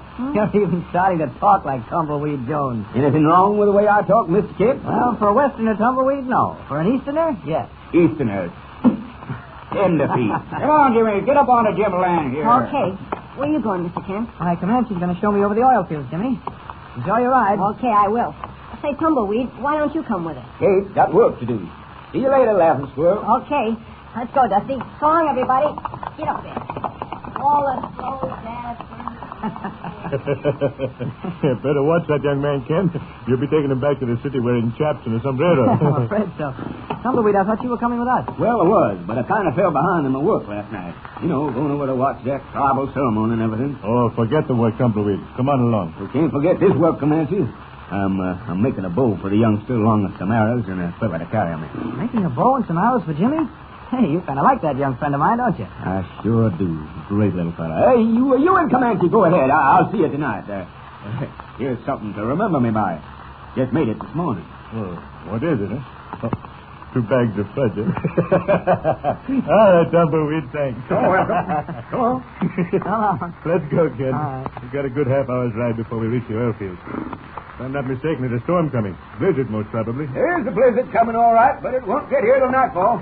You got time. So long. See ya. Hi, Tumbleweed. Goodbye. How did Tumbleweed know there was a blizzard coming? I don't know. Somehow he can tell. Well, we won't be gone more than 2 or 3 hours. We'll be back at the ranch before the snow starts to fall. You know, Kent, I can't get over what I saw last night. You mean at the tribal ceremony? Yes. I saw that man. That Superman swooped down out of the night. The more I think of it, the more convinced I am that Superman does really exist. All right, Kent. Deny it if you want to. But I tell you, I saw this Superman with my own eyes. No, never mind that, Comanche. The thing that interests me is this. Last night, just before you say Superman swooped down out of the night, I heard a coyote howl. The other day, just before that avalanche started, we heard a coyote howl. Something mysterious about that coyote. I had a talk with my father, Chief Running Fox, last night. Yes? He advised me to put the ranch and the oil fields up for sale. Oh, why? He says that coyote will haunt me and my friends until I get rid of the ranch. Are you going to follow his advice? I don't know, Kent. Well, Comanche, I believe there's a simple, down-to-earth explanation for the howling of that coyote just before something happens. And given a little time, we'll probably find out what it is. While Clark Kent and Comanche Joe ride toward the oil fields, Jimmy Olsen, accompanied by Dusty, Rawson's henchman, rides on toward the fatal danger Rawson has planned for him. We know, though Jimmy does not, that when spurs are applied to the horse known as Gentle Lamb, the animal becomes a hysterical killer. Listen. Gee, Dusty, this sure is some country. I've never seen such wonderful scenery in my life. Yeah, sure is beautiful. Riding through these mountains is like, well, I don't know what it's like. It sure is different. Where are we going, Dusty? Well, Jimmy, I thought we'd head over toward Comanche Reservation. Thought maybe you'd like to pay a visit to your new brothers. You're a member of the Comanche tribe now, you know. Gee, yeah. I can't really believe that myself. Think of me, Jimmy Olsen, being a member of a real tribe of Indians like the Comanches, and being called Laughing Squirrel and everything. Boy, that's really something, ain't it? It certainly is. Hey, can't that horse of yours keep up his mind? What's the matter with him? Well, they call him Gentle Lamb. He's just as slow, too. What you need for that horse is a pair of spurs. Yeah, decided to put some life into him. Well, no sense wishing for him when you can't have them. Well, you can have them, all right. Got a pair right here. Just got them from the blacksmith this morning. They were being repaired and forgot to take them out of my pocket. Here you are. You can borrow them. Oh, gee, Dusty. Thanks a lot. Wait a minute now. You don't have to dismount. I'll fit them to you while you're on the horse. Oh, thanks, Dusty. Hey, Dusty, it's starting to snow. Maybe we ought to be starting back to the ranch, huh? Nah. Oh, Tumbleweed says these blizzards and snowstorms out here can be pretty dangerous. People get lost in the snow sometimes and they freeze to death. Now, don't you worry about getting lost in those snowstorms. I know the trail like the back of my hand. There you are. Them spurs fit you like they was made for you. Maybe now you'll be able to get some speed out of that there nag. Gee, yeah, maybe I will. I dig them spurs in a gentle lamb's flank, Sonny, and we'll see what happens. Okay, here goes. Hey, what's happening? Hold on, kid, if you can. He's going to throw me. Dusty, the horse is falling, and I'm falling with him. I'm under him. He's kicking. Help me, Dusty, help. Oh, my head. Oh. Well, that's that. Wait. Someone shot that horse with an arrow. An Indian, probably. An Indian done it. It wasn't no Indian, Dusty. Tumbleweed. Tumbleweed Joe. I'll settle with you later, Dusty. I put an arrow through that horse's heart just in time. Uncle Jimmy, you need first aid. You need in a hurry. The horse kicked you in the head. Bad concussion, probably. Hey, Dusty, give me a hand getting this kid back to the ranch house. Hey, ridden off. Skedaddle. May he burn in the bottommost pit. But I'll get Jimmy back myself. I'll get him to a doctor in time if it's the last thing I do.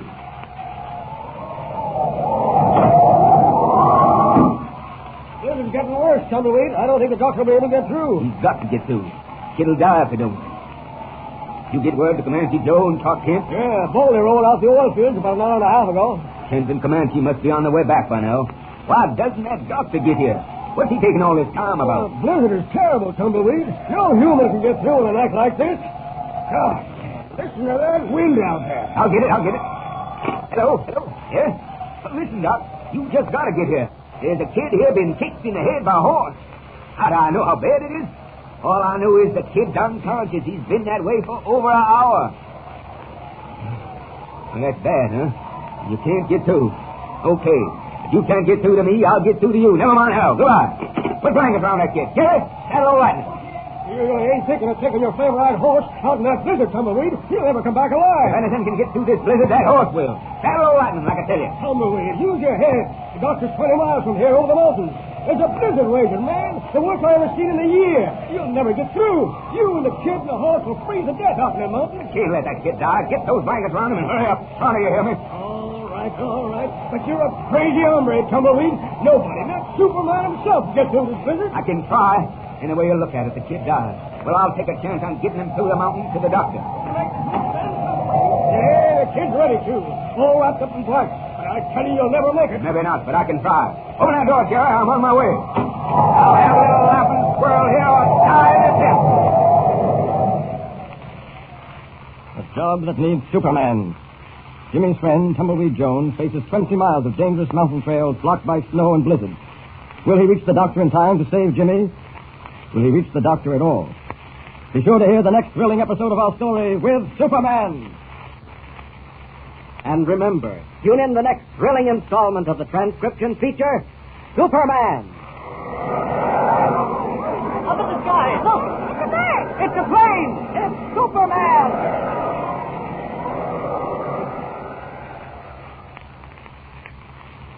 Superman is a copyrighted feature appearing in Action Comics magazine. Presenting the transcription feature, Superman. Sky. Look, it's a bird. It's a plane. It's Superman.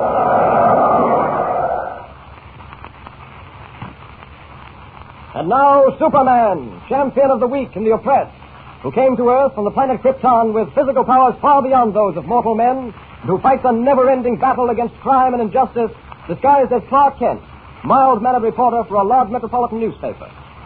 As you remember, Superman, in the guise of Clark Kent and Jimmy Olsen, are now visiting the ranch of Comanche Joe, a wealthy Indian who owns many oil fields in the far west. Kent is to collect material for a story on the strange howling of a mysterious coyote, whose cry, according to Comanche Indian legend, warns of impending danger. Unknown to anyone but his henchmen, Rawson the ranch foreman is behind the strange howling of the coyote in order to induce Comanche Joe to sell his ranch and oil fields at a loss. In our last episode, we heard how Rawson almost brought about the death of Jimmy Olsen. And according to plan, Jimmy was thrown from a horse and seriously hurt, though his life was saved for the moment by his friend Tumbleweed Jones. Our last episode ended, but wait, listen.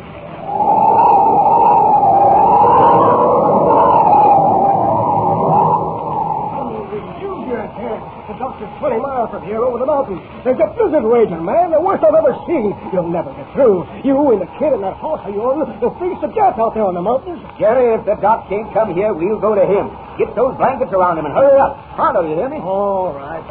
But you're a local hombre, Tumbleweed. Nobody, not even that there Superman fella himself, could get through this blizzard. I can try. Any way you look at it, the kid died. Well, I'll take a chance on getting him through the mountains to the doctor. Lightning's all settled, Tumbleweed. Yeah, the kid's ready, too, all wrapped up in blankets. Tumbleweed, listen to reason. You'll never make it. Maybe not, but I can try. Open that door, Jerry. I'm on my way. I'll save the little laughing squirrel here or die in this pit. You're loco, Tumbleweed. But good luck to you. Well, there they go. Lord help.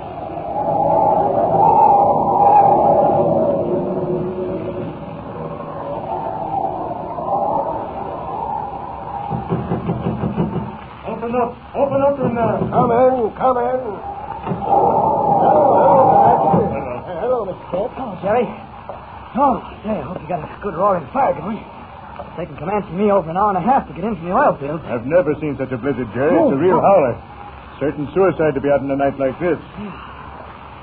Yeah, sure is. What is it, Jerry? What's wrong? Comanche, Mr. Kent. Jerry, where's Jimmy Olsen? What's happened? Oh, just tighten your saddle, Mr. Kent, and take it easy. Ain't gonna do no good getting excited now. What are you talking about, Jerry? Let's have it straight. Well, the kid, Jimmy, he's been hurt bad. Some dang fool put him up on Gentle Lamb while the kid was wearing spurs. What? Dusty it was. Dusty? Why, sure, Jimmy went for a ride with Dusty when Kent and I left for the oil field this afternoon. What's this about spurs and that horse? Oh, Kent, to use spurs on that horse is like putting your head in the mouth of a raging lion. What happened, Jerry? Well, the kid was thrown and trampled on. What? The horse would have killed him if Tumbleweed Jones hadn't put up an arrow through the critter's heart. Where is Jimmy? Have you sent for a doctor? Doctor would never get through on a night like this, Mr. Kent. I know, but something must be done. Something's being done. Tumbleweed Jones left here with a kid about an hour ago. He left here with... Jerry, let me get this straight. You don't mean Tumbleweed is going to try and get through those mountains tonight? That's exactly what I do mean, Comanche. Why, that's suicide. He'll never make it. He'll lose the trail and freeze to death out there. That's what I try to tell him, Comanche. Comanche, we've got to do something. Can we put a call through to the doctor? I've got to know if they've arrived or not. If they get through, it'll take them at least another hour or more. Oh, the kid may not last that long. Now that concussion is bad. Kent, where are you going? I've simply got to do something. I can't just stand here waiting. I'm going up to my room and get these wet clothes off. That'll give me something to do for a while. Jerry, this is terrible. Terrible. There isn't a chance in the world of them getting through. I know that, Comanche. But I just couldn't say it in front of Mr. Kent. Maybe there is something we can do. Jerry, I'll be back as soon as I can. Where are you bound for? The Comanche Reservation. I want to have a talk with my father, Chief Running Fox. He may be able to help. I don't know. See you later.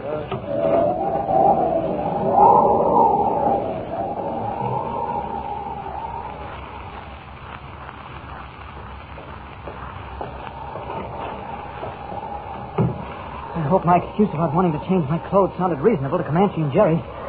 Jerry didn't fool me. There isn't a chance of Jimmy and Tumbleweed getting through this blizzard alive. Something's got to be done. And it looks like a job for Superman. I'll leave through the window. Blizzard's getting worse. No time to lose. Up, and away!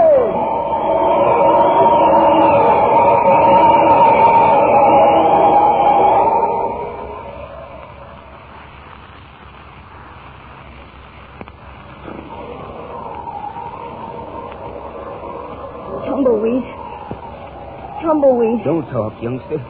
You get too much of this cold air, it'll freeze your lungs. It's all right, Lightning. All right, fella. How far we come? Don't know for certain. About halfway, I'd reckon. I'm worried, Tumbleweed. Oh, will you shut up talking? You got to conserve your strength. Pain. Terrible pains in my head. Yeah, I know. Whoop. Up, Lightning. Up you come. He stumbled, Tumbleweed. He's on his knees in the snow. Yeah. Bogged down in his drift.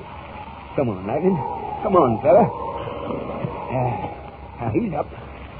I don't know how much longer he's going to keep going. The blizzard's getting worse, Tumbleweed. Do you think we'll make it? We gotta make it, son. We gotta make it. If Lightning here can hold up. Lightning. Good old Lightning. You shouldn't have done it, Tumbleweed. Will you shut up and conserve your strength? I jingle, youngster, if you don't have... Whoa, up, Lightning, whoa. Stumbled again. Yeah. Come on, fella. Come on. Get up here now, get up. Come on now, fella, come on. Now, this is Tumbleweed talking to you. You just got to pull yourself out of that snowdrift. Can't do it, Tumbleweed. It's exhausted the way we are. We'll have to get off and try to help him up. I'll take it easy. I'll set you down for a minute. Now, you just lay here now, Jim, while I try to get Lightning up to his feet. Okay. Right. Lightning, old man. Come on now. That drift ain't too deep. You can't get up. Come on, partner. I'll see if you can. Come on, Lightning. You've got to get up. You hear me, boy? You've got to. I guess you can. I guess you just ain't got the strength. Tumbleweed. Be with you in a minute, son. Lightning, I can't leave you here to freeze to death. And I gotta go on without you. So, partner, I guess you'll understand why I'm doing this. Yes, sir, Lightning. That's right. Just turn your head. So long, partner. Tumbleweed, what was that? I heard a shot, Tumbleweed. It's all right, son. It's all right. You and me gotta go on without Lightning. Without Tumbleweed? You... Well, I had to do it. He'd have froze to death. Now, no more talking. I gotta carry you, and we got a long way to go. Yeah, Jimmy, we got a long way to go.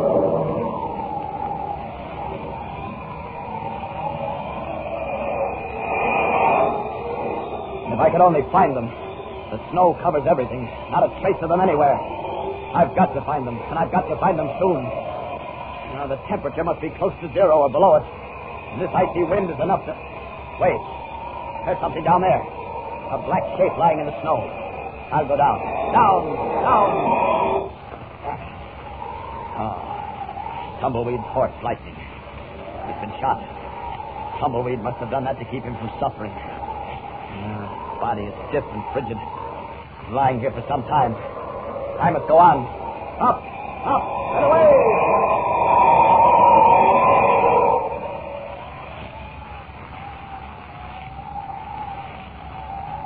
Kid.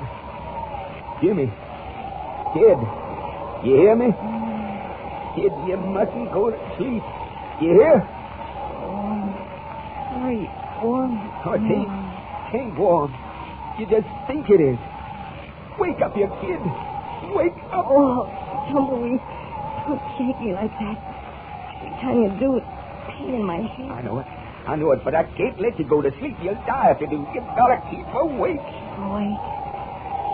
Jimmy, you hear me? Wake up. Oh, please, Tumbleweed. My arm, you're hurting me. And I tell you, you're going to keep awake even if I have to. Wait, Jimmy. Look. What? Look. Ahead of us, something in the snow. We must be coming to us. Oh. Tumbleweed. What is it? It's a horse. A horse? It's Lightning, Jimmy. We've been walking in a circle.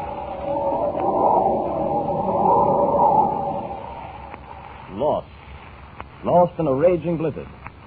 What will happen to Jimmy Olsen and Tumbleweed Jones? Will Superman be able to find them in time? And what will be the outcome of this adventure in the far west? Be sure to hear the next thrill-packed episode with Superman.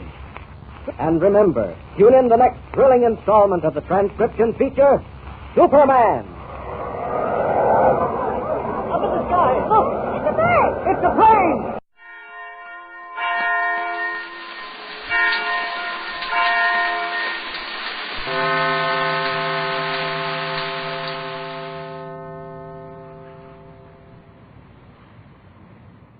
Kellogg's Pep, the build-up wheat cereal, invites you to rocket into the future with Corbett, Space Cadet.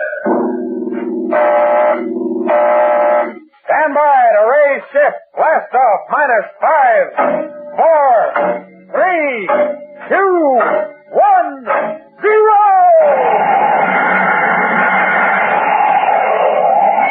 Rockets blast off the distant planets and far-flung stars, we take you to the age of the conquest of space with Corbett, Space Cadet.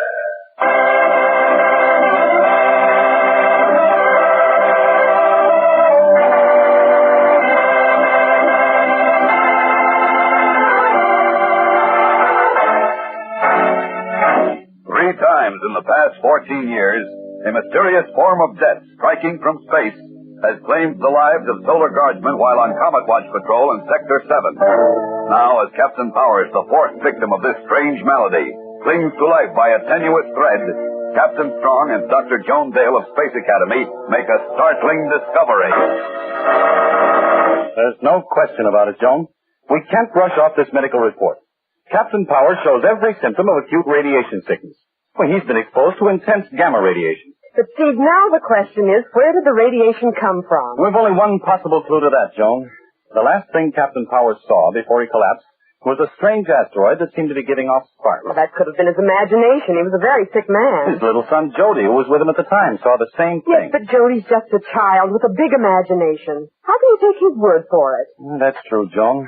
And I would feel the same way you do, but when my boys on the Polaris took over the Comet Watch in Sector 7, they saw it too. No, there can't be any doubt about it, Joan. That strange asteroid that seems to give off sparks is an asteroid of death, and it must be destroyed.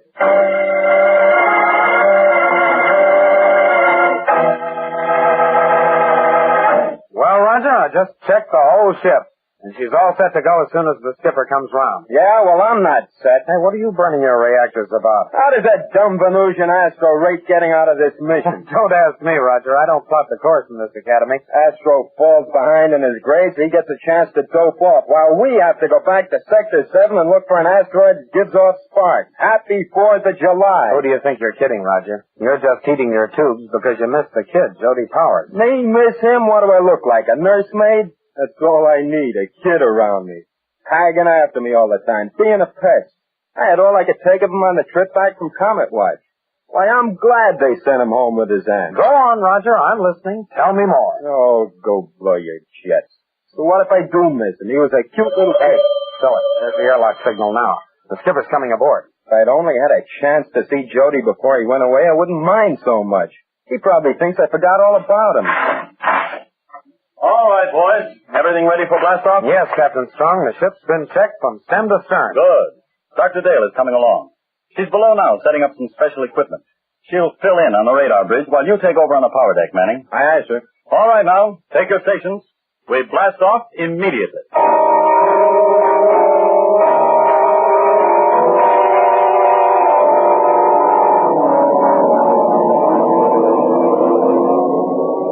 Control deck to radar bridge. Check in. Radar bridge, aye. What's our position, Joan? Crossing Mars orbit. Should reach destination shortly. All right. Patch in your scanner down here and join us on the control deck. Right, Steve. Corbett, tell Manning to come up here, too. All right, sir. Control deck to power deck. Power deck, aye. Cut space speed 1/4, Roger, and report up here. It's about time. This chicken coop is driving me space happy. Your friend Manning seems to have a chip on his shoulder. Oh, not really, sir. He misses Jody Powers. What? Well, that's a great combination. Roger Manning and little Jody. Well, I can't understand it either, sir. Astro and I made a big fuss over Jody when we had him on Comet Watch, but he ignored us. Roger brushed him off, and the kid followed him around like a little puppy. They became great pals. Radar bridge is secure, Steve. Oh, good.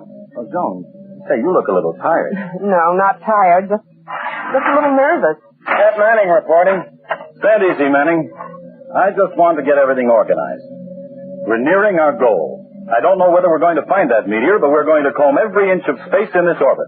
I'm setting up a continuous heel and toe watch. Everyone will be in for long stretches of duty. Sir, you really think that floating spark plug was the cause of Captain Power's illness? I'm positive, but we still have to prove it. Now, any questions? No, sir. All right, Dr. Dale and I will take the first watch. You two are relieved for the next 2 hours. All right, sir. Now, come on, Roger. Let's hit the sack.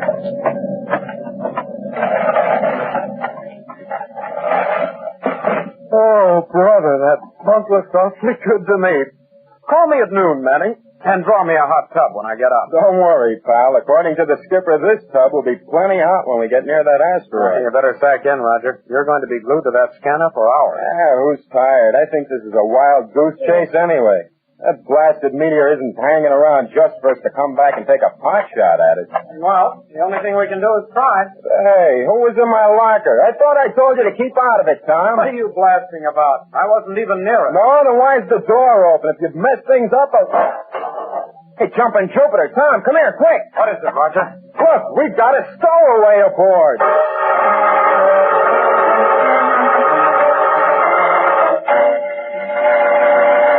We'll return to the exciting adventures of Tom Corbett, Space Cadet, in just a moment. So stand by. Spaceman, how would you like to have a cutout collection showing pictures of all your favorite Space Cadets?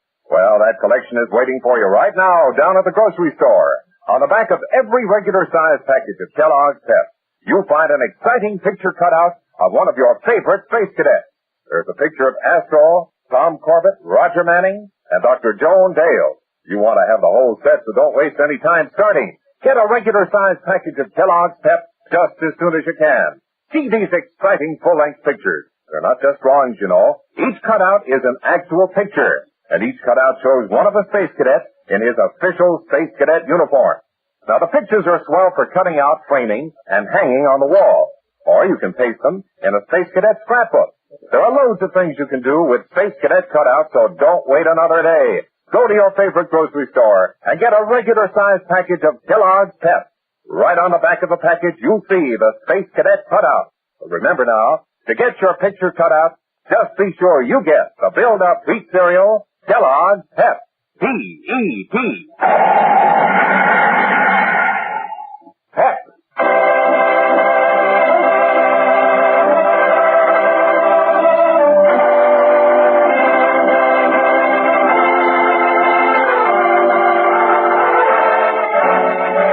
Captain Strong, Dr. Dale, and the crew of the Polaris rocket through space in a desperate search for the strange asteroid that has caused the deaths of 3 Solar Guard officers. Tom and Roger discover a stowaway aboard ship. Now, on the control deck, Captain Strong watches Dr. Dale anxiously. What's the matter, Joan? You've been sitting in that chair watching that scanner without saying a word. Now, what's on your mind? A lot of things, Steve. Especially that asteroid. I just don't know what to make of it. If it really is the cause of the trouble, it must be radioactive. Well, that's no problem. We'll find it and destroy it. Well, it isn't as simple as all that, Steve. For one thing, it's dangerous. But that isn't what's bothering me. Just what is this asteroid, and what makes it so different? Captain Strong. Well, up so soon, Corbett? Well, we couldn't sleep, sir. We have a little problem. Well, one more problem shouldn't make any difference. What's yours? Well, this one came up rather unexpectedly, sir. Well, out with it. Sir, we have a stowaway. A stowaway? Yes, sir. Bring him in, Roger. Okay, Tom. Here he is, sir. Jody Powers. Great galaxy, where did you find it? In my locker, sir, fast asleep. He's been there all the time. Well, that's just fine. Jody, you put us in a bad spot. Why did you do it? I don't know, sir. I just didn't want to go home. I didn't mean to cause any trouble. Well, this sure throws a monkey wrench into our plans. Why, sir? He's no trouble. I'll see to it that he keeps out of the way. This isn't a pleasure cruise, Manning. We have work to do. Dangerous work, and we can't be worrying about a child. Well, I'll have to notify the Academy. They'll order us back for sure. Can't we just forget about notifying the Academy, sir? Absolutely not. We can't take the chance. Jody must be taken back. Steve, the space about warning. Switch on the scanner, quick. Pretty good-sized blitz, sir. Corbett, pick this up on a magnascope. Aye, sir. There it is, sir. It isn't too clear. Can you get it sharper, Corbett? Raise it to maximum magnipower. Something. Saturn, look, sir. Well, we can forget about taking Jody back now. He's in this with the rest of us. Sparkling asteroid. No doubt about it, sir. There's our space firecracker. Once you've seen it, you can't forget it. What a lucky break. That floating spark plug must have been out looking for it. Well, now the question is, what are we going to do about Jody? Oh, don't worry, sir. I'll take care of him. We'll need every hand on deck. Take him into the bunk room and see that he stays there. Yes, sir. Come on, Jody. I hope you're not mad at me, Roger. Of course not, Jody. I'm glad to have you aboard. Well, Joan, what do you make of the asteroid? I don't know, Steve. I've never seen anything like it. We'll have to move in much closer before I'll know what it's all about. Jody secure, sir. We promised to stay in there. Thanks, Manning. All right, cadets. We'll get as close to the Meteor as we can. Dr. Dale will watch for any increase of radioactivity in the ship so that you can prepare for it. But break out your spacesuits and have them ready. Why, sir? Are we going outside the ship? Who knows? We don't know what we're up against, so we'll be prepared for anything. But one more thing. I don't want any unnecessary chances. Just try and remember how Captain Powers looked when we found him. Now, take your stations. Manning, below. Corbett, radar bridge. Aye, sir. Right, Captain. All right, I'm ready, Steve. Move in as slowly as you can while I take my readings. Right, Joan. Control deck to power deck. Check in. Power deck, aye. We're going to swing into a parallel orbit with the asteroid. Then 1/2 space speed until we're abreast of it. Aye, sir. Control deck to radar bridge. Check in. Radar bridge, aye. Set course for parallel orbit. And don't make it too tight. Right, sir. I don't understand it, Steve. These gauges have hardly moved. At this distance, there isn't enough radioactivity to hurt a flea. You'll be in closer soon, Joan. You'll get all the radioactivity you're looking for then. We're at asteroid level, sir. Ready to swing into parallel orbit. 10 degrees right, touch at 5.6 will do it. Got it, Corbett. Manning, steering vane set. Give us a short blast. Here it comes, sir. Firing short blast. Good. All right, Corbett. Keep our orbits locked until further notice. Hey, Captain Strong. I think this is all a false alarm. I don't feel a thing. Maybe it's because you're so thick-skinned, Manning. Just follow orders and keep your opinions to yourself. Aye, aye, sir.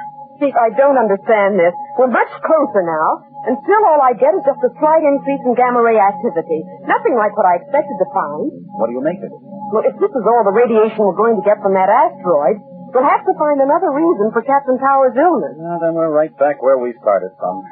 We may as well give up and head back to Earth. Wait, Steve, there's another thing I don't understand. Those flashes on the surface, those sparks. I keep wondering about the composition of that asteroid. Oh, well, there's only one way to find out. I'll go over and get a piece of it. That'll answer all your questions. I hope it will, Steve, but I still can't help feeling there's something terribly wrong. Come now, Joan. I'll hop over there in the jet boat and get your sample. You can take it back to your laboratory and examine it. Hello, Corbett. Right, sir. Take over on the control deck with Dr. Dale. I'm going over to the asteroid with Roger. Right, sir. Steve, promise me you'll be careful. Oh, but, Joan, there's nothing to worry about. You said there wasn't enough radiation to harm a flea. I know, but something about that asteroid rings a warning bell in my mind. I just don't know what it is, and I just can't help feeling there's danger out there. Terrible danger.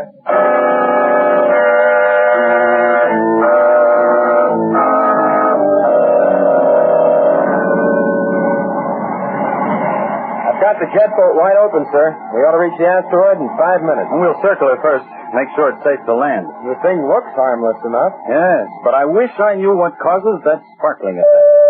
Take that, will you, Manning? Aye, sir. Manning here. Manning, this is Dr. Neal. Is everything all right? Yes, everything's fine, ma'am. It's a little quiet out here. Not much traffic. Oh, keep calling in regularly, please. Let me talk to her, Manning. Hello, Joan. Yes, Steve. I stop worrying. Everything's under control. Well, there's not a thing to worry about.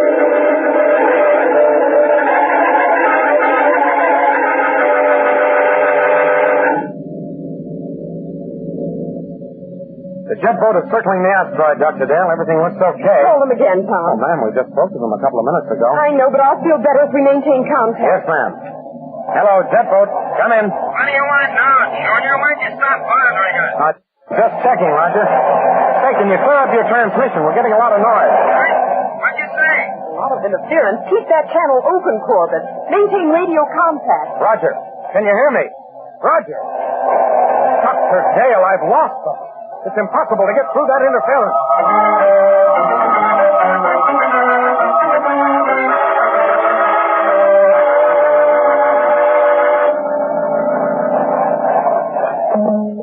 Come in, Polaris. Tom, come in. No use, Captain Strong. We can't get through that static. Well, it doesn't matter. We're almost ready to land on the asteroid anyway. Ships are heading 2 degrees down, and we'll hit the bullseye.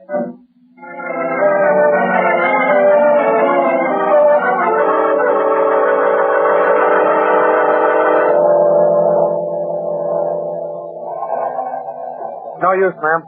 I can't get through to the jet boat. That hatch is too heavy. And they're getting closer to the asteroid every second. Jody. Oh, you poor child. We forgot all about you. It's awful lonesome in there. Can I stay here with you? Of course you may, Jody. Where's Roger? He said he'd be back this evening.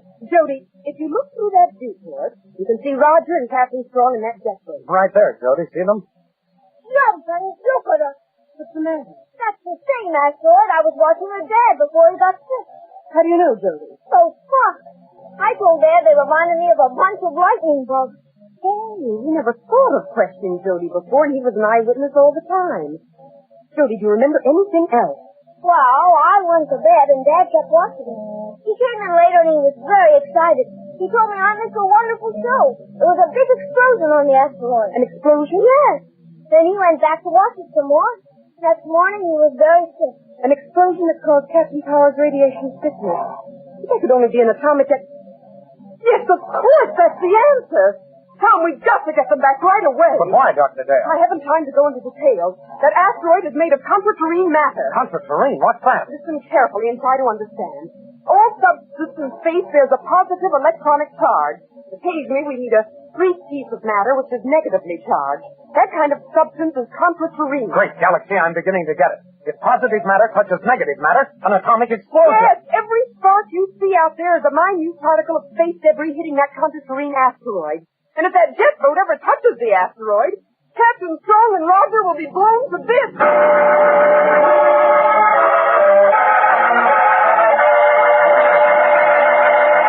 We'll return to the exciting adventures of Tom Corbett, Space Cadet, in just a moment. So stand by. Spacemen, stand by for an important message from Tom Corbett.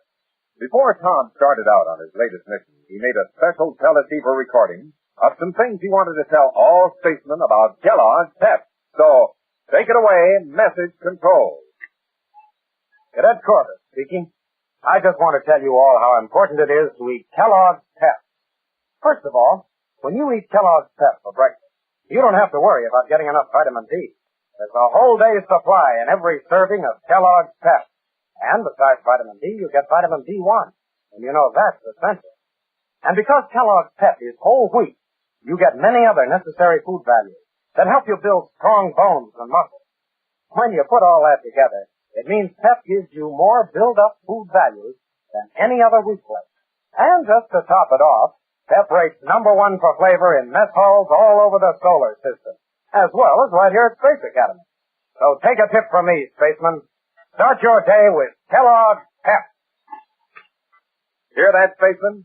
And it's just like Tom Corbett says, for vitamin D and vitamin B1. For build-up food values and for that whole wheat and malt flavor, get Kellogg's Pep. Remember, there's an exciting Space Cadet picture cutout right on the back of every package of the build-up wheat cereal, Kellogg's Pep. P-E-P. Pep.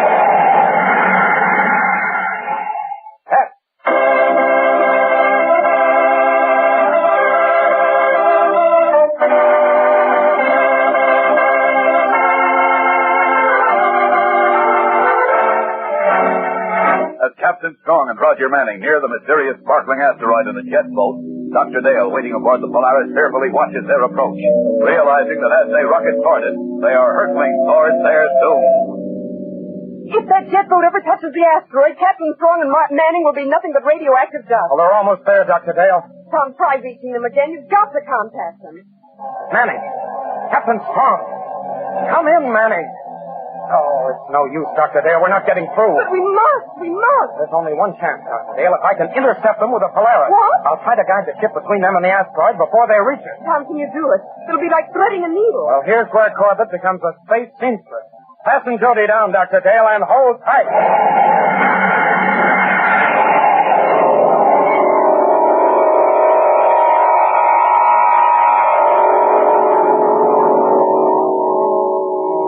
We're closing in on the asteroid, sir. We're no more than 5 miles away. At 10,000 feet, cut your relative speed down to 10 foot-seconds. From there, we'll break by eye. Now that I've got a close look, I think we've been cruising in the wrong orbit. That asteroid looks pretty harmless to me. I wouldn't be surprised. Have you been able to raise the Polaris? No, sir. Too much static. Say, wait a minute, Skipper. Doesn't that look as if the Polaris is coming toward us? That's just an illusion, Roger. Movement and distance are very deceptive in space. They have no reason to be moving toward us. Keep going.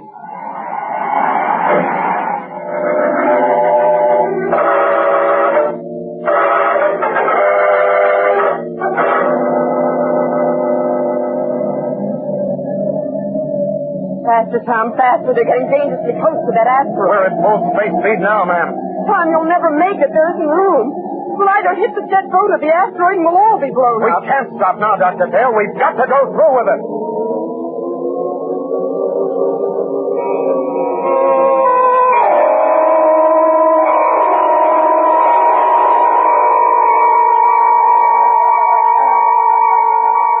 Stand by to cut the motor, Roger. We'll drift in.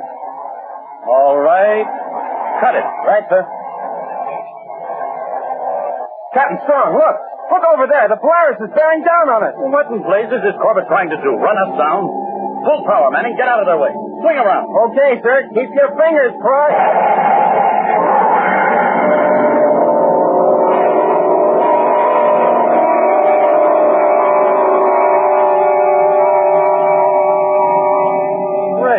Jupiter.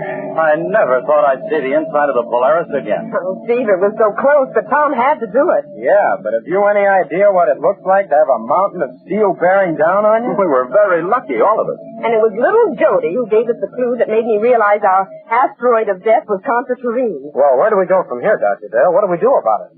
Now that we know the asteroid is made up of negative matter, it'll be a simple thing to destroy it. By pushing an equal amount of positive matter against it, will blow itself up. Good idea, John. You know, Roger, I never thought I'd be so glad to see that ugly face of yours again. Yeah, it'll take more than a Contra Terrene asteroid to get rid of me.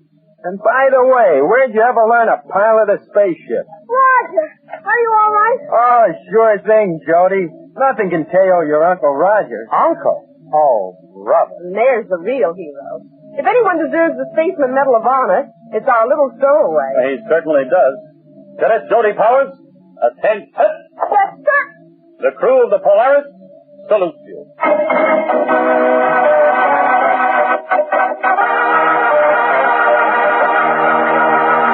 Don't miss the next action-packed adventure with Tom Corbett, Space Cadet, on Tuesday, when the crew of the Polaris is given a 10-day leave, and the trip to Venus becomes a holiday of terror.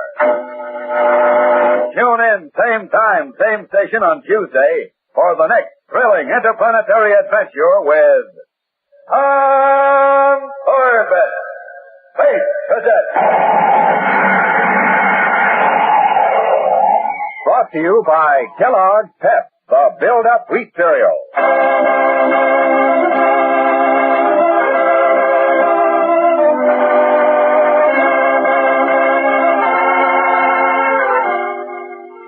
Tom Corbett, Space Cadet, starring Frankie Thomas, can also be seen on television and appears in the comic sections of many of America's leading newspapers. Look for it daily and in weekend editions. Featured in today's cast were Jan Merlin, Edward Bryce, Margaret Garland, and Sarah Fussell. Today's program was written by Jack Weinstock and Willie Gilbert, directed by Drex Hines. Jackson Begg speaking. Kellogg's Raisin Bran has a secret. Kellogg's Raisin Bran has a secret. And what a secret! In Kellogg's Raisin Bran, the tasty raisins are dipped in honeycomb. That means plumper, more tender raisins, along with delicious Golden Crisp bran flakes. Both fruit and cereal, all in one box. And no other raisin bran but Kellogg's gives you the tender goodness of raisins dipped in honeycomb. That's Kellogg's secret. So for your breakfast, make sure you get Kellogg's, because Kellogg's Raisin Bran has a secret. This program has come to you from New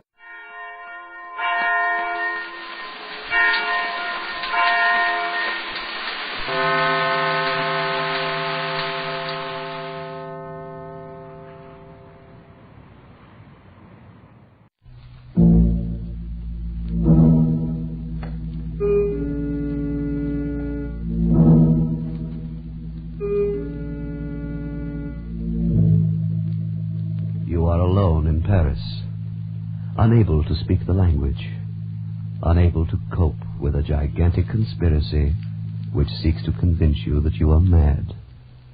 And you know you are the victim of a plot from which there is no escape.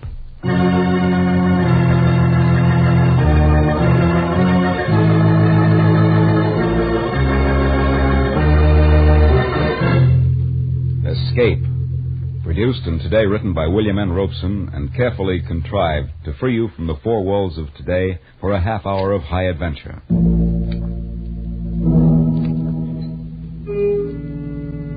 Today we escape to Paris at the time of the Great Paris Exposition and one of the recurring legends of the 20th century in Alexander Wolcott's version of the story of the Vanishing Lady.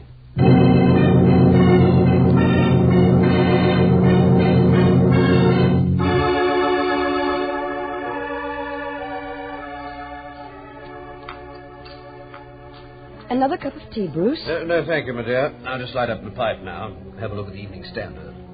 I'd like another, please, Mother. All right, Alice. Only one sugar, dear. We must watch our figures, you know. Oh, what nonsense. A growing girl like Alice needs plenty of sugar. See, Mother, Daddy approves. Perhaps. But Mother is still boss. Yes, Mother. There's a dear. Mother. Yes, dear. I've been thinking. Yes, dear. I've been thinking about my grandparents. Oh. I know all about Daddy's parents. How Grandfather Stanley commanded a dreadnought at the Battle of Jutland. It was not a dreadnought, Alice. It was a heavy cruiser. Yes, heavy cruiser. He got the VC, and how Grandmother Stanley was a volunteer nurse at Westall Arch when the Zeppelins came over. And I know about your father, too, and how he died in India from his wounds and how gallant he was at the Khyber Pass. But, Mother... Yes, dear. You've never told me anything about Grandmother Winship. Haven't I? No, and I'd like to know something. Bruce. The child's 16. I think it's time she knew. But, Bruce... And you'd probably feel better to get it off your chest. What, Mother? What is it?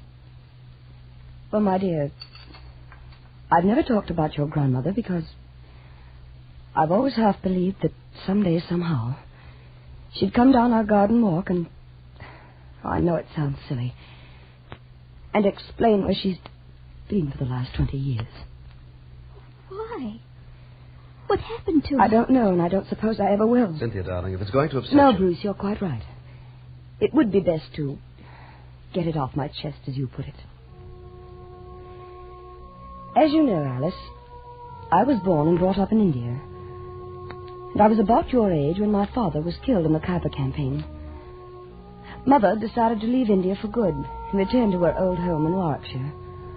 However, since it was necessary for her to go to Paris to attend to some details of my father's estate, she decided we should leave the P&O boat in Marseille and proceed by train. You may imagine the timidity with which we two unescorted ladies traveled across France, without the slightest knowledge of the language, and without, indeed, assurance we could find a hotel room in Paris, though we had telegraphed for reservations from Marseille. You see, dear, the Great Paris Exposition had just opened, and the city was jammed with visitors from all over the world. You may imagine our relief when we arrived at the Grand Hotel Universelle and heard the clerk speak in quite understandable English. Mademoiselle Winship, welcome, welcome. You will please to sign the register here and here. You have our reservation. Oh, indeed, yes. Oh, most fortunate, madame, that you telegraphed. I reserved for you the last room in the house. Oh, I'm so relieved. Here, Cynthia. You may as well learn now to sign a register for yourself. Oh, yes, Mamma. Where do I write? There, in that line. Oh, yes, I see. Voila. You are fatigué from your journey, no? I shall have the boy show you to your rooms at once. Chasseur! Chasseur! Oui, monsieur. L'appartement 342 pour madame et mademoiselle Winship, tout de suite. Bien, monsieur.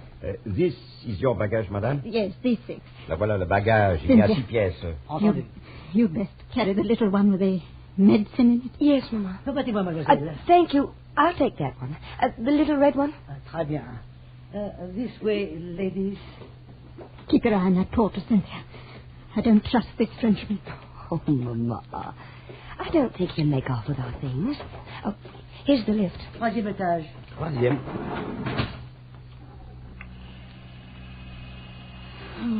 do wish we could have gone straight on to Southampton. But you'd only have had to come back across the channel to see the solicitor, Mamma. We really saved time this way. I suppose I wish we hadn't come to Paris at all. Such a sinister place. Oh, Mamma. Voilà, le troisième. This way, ladies, to the right. Attendez. C'est bien. 338, 343, 340... Oh, voilà. Entrez, ladies. Thank you. Oh, what a lovely big room. And look, Mamma. French windows. Oh, and the park out there. And that square with the statues. The ladies desire. No, thank you. Yeah. Merci. Oh, thank you, those ladies. beautiful, beautiful bridges. Oh, Mamma, it's like something out of a book. Yes, my dear. That's the trouble with Paris. So attractive. But underneath it's evil. Oh, and Mamma, the furniture, the gilt clock, and this lovely marble-top table. Oh, Mamma, everything is so French. I'll be very glad to be on my way to where everything's English by this time tomorrow. Now, come away from that window and help me get into something comfortable. There's a dear. Yes, Mamma, of course. I don't know when I've been so tired. I just can't seem to catch my... Mamma. Mamma, what's the matter? Mamma, speak to me. Here, I'll get you up into bed. There. Now let me loosen your corset. Here, Mamma, here are the smelling salts. Breathe deeply, darling. Mamma. The telephone. Got to get a doctor. Hello, operator. Will you please send a doctor up to room number... let me see. Number 342. Pardon? Qu'est-ce que mademoiselle désire? Will you please send a doctor to room number 342? Je ne comprends pas. Qu'est-ce que mademoiselle désire? A doctor, please. Ah, oui, un docteur. Oui, mademoiselle, tout de suite. While I waited for the doctor, I did everything I could think of to bring my mother back to consciousness. I massaged her fingers and toes. I put wet cloths on her forehead. I waved the smelling salts under her nose. But she lay silent and white and unmoving, like one dead. Only the quick, shallow movement of her breast assured me she was not. And all the time another anxiety possessed me. What if this doctor could not speak English? How should I tell him the circumstances of Mother's unexpected fainting? How should I understand his instructions for treatment? I'm sure it was not long, although it seemed like an eternity before he arrived, accompanied by the manager of the hotel. And to my great relief, they both spoke English. The doctor felt Mother's pulse, took her temperature, and did the usual things that doctors do. And then he turned to the tail-coated hotel manager. La jeune femme parle-t-elle français? Pas un mot. Vous en êtes sûr? Tout à fait. Alors, je peux parler à mon aise. Monsieur, ceci, c'est une affaire très sérieuse. N'ayez pas l'air alarmé lorsque je vous mets au courant. Cette femme est atteinte de la peste. La peste? Elle n'a qu'une heure à vivre. Je n'ai pas besoin de vous dire que si ceci se connaît, votre hôtel perdra tous ses clients. Ils m'ont tué par ce mot. While they talked in this language I couldn't understand, I looked from one face to the other, trying to read from their expressions how serious my mother's illness was. But they were as casual as though they were ordering dinner. And finally I could stand it no longer. Oh, you must tell me. What is the matter with her? Mademoiselle, your mother is ill, yes. Seriously ill. It is a collapse, due perhaps to the strain of traveling. However, a week or two of absolute rest will work wonders. A week or two? Well, we were to go on to England tomorrow. That would be out of the question, mademoiselle. She cannot be moved for at least several days. Right now, she must have complete rest. The next 24 hours will be critical. Oh, Mamma. Poor Mamma. Oh, no, mademoiselle, you must not break down, too. I need your help. Yes, doctor.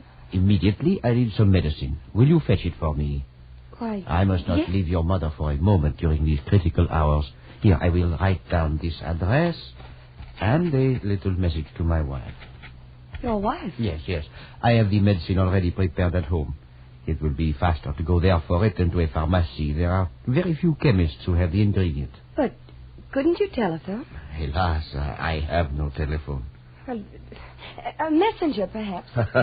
Mademoiselle does not know Paris en fête. With the exposition opening, nowhere can you find a reliable messenger. They are all selling souvenirs. But, Oh, no, mademoiselle.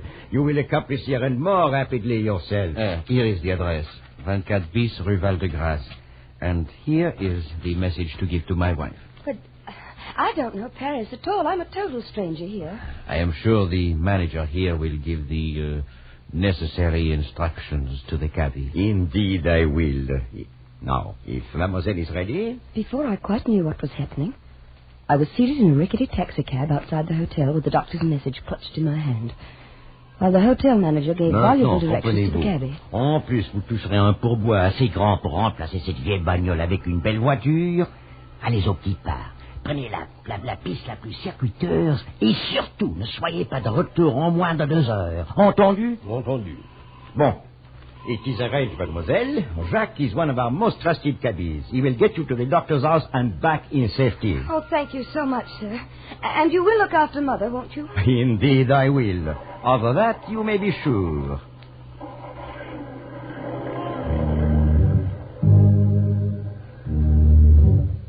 When we left the hotel, we crossed a huge square with statues around it and turned into a wide avenue which led up a gentle incline, at the top of which was a huge arch. But before long, we turned off to the right into narrower streets.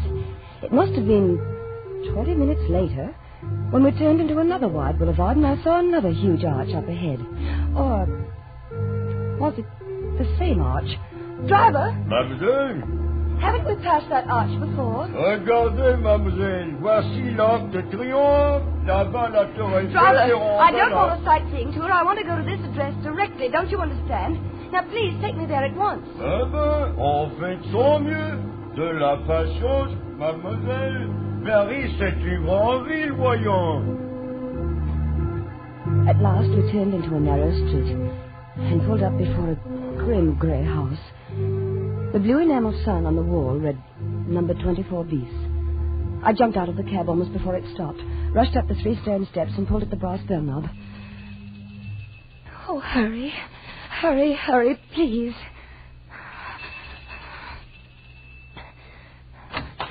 Oui? Oh, the doctor sent me for some medicine. Here, read this, please. Retenez cette jeune femme aussi longtemps possible. C'est de la plus grande importance pour l'avenir de Paris et même de la France. Oh, entrez, mademoiselle. Thank you.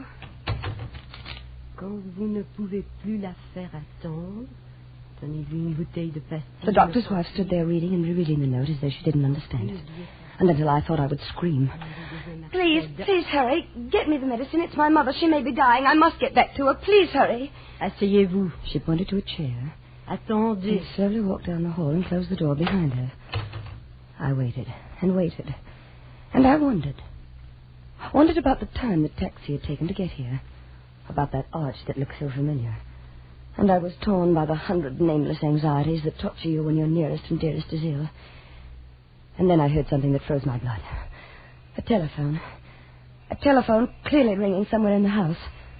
But the doctor had said he had no telephone. That was the reason I must come all this way for the medicine. Oh, no, it couldn't be in this house. It must be next door or across the street. Of course, that's where the sound was coming from. Hello? But no. It was the voice of the doctor's wife answering the phone. Oh, no. No, what monstrous plot was this? I felt my scalp crawl with terror. My brain pounded and my head felt as though it would burst. I wanted to scream, to run out of this awful house, to run all the way across Paris to the bedside of my mother. Voilà, mademoiselle. Oh, thank you. Thank you. Au revoir, mademoiselle. Now, driver, please, please, in the name of your own mother, hurry back to the hotel as fast as possible, please. Ah oui, on fait de son mieux, mademoiselle. Roulons.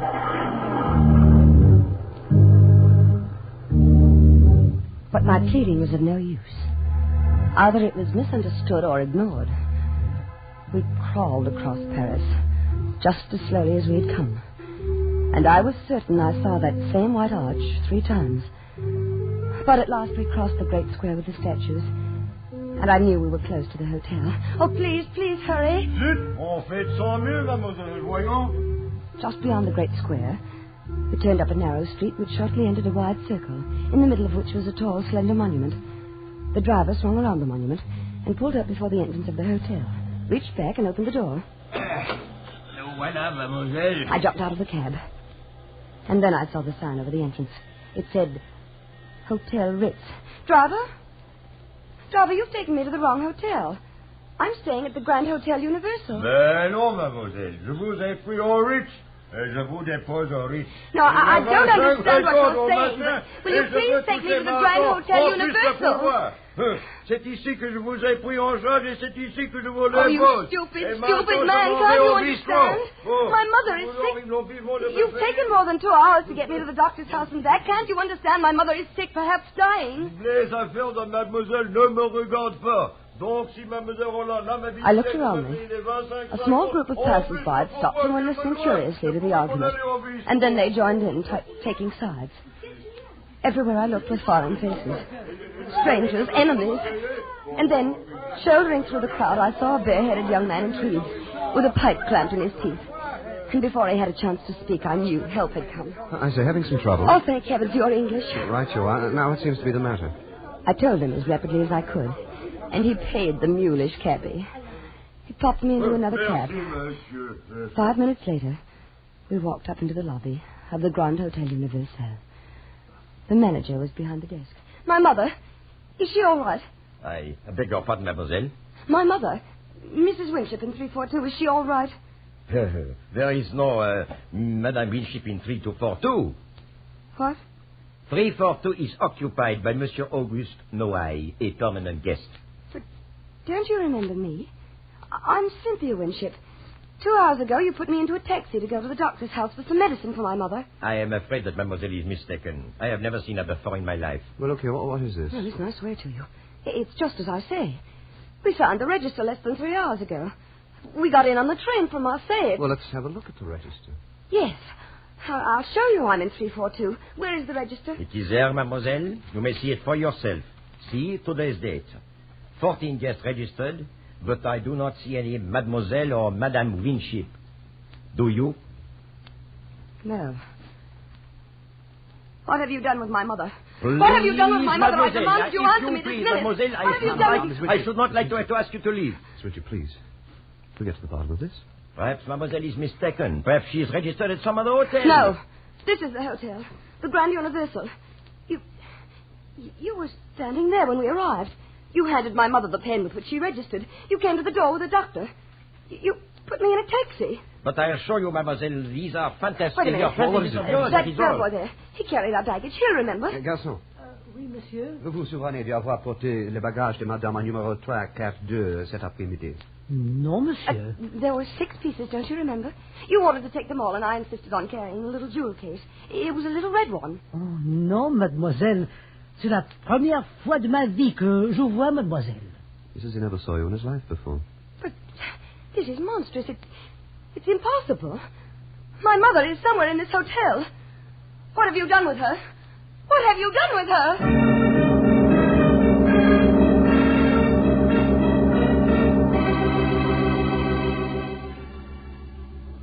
Feeling better now, Miss Winship? A little, thank you. Care for something else? No, thank you. Another cup of tea, perhaps. Certainly. Garçon? Monsieur? Une tasse de thé pour mademoiselle. Tout de suite, monsieur. I don't know how to thank you, Mr. You realize I don't even know your name? Oh, it's Bruce. Bruce Stanley. I'm very glad to meet you, Mr. Stanley. It's a pleasure, Miss Winship. Mr. Stanley, you believe me, don't you? Of course I do, Miss We did Winship. register at that hotel. We were in room 342. Wait, I can even describe the furnishings. There was a big window that went from the ceiling to the floor. Well, every hotel room in Paris has windows like that, Miss Winship. Oh, they do? Yes.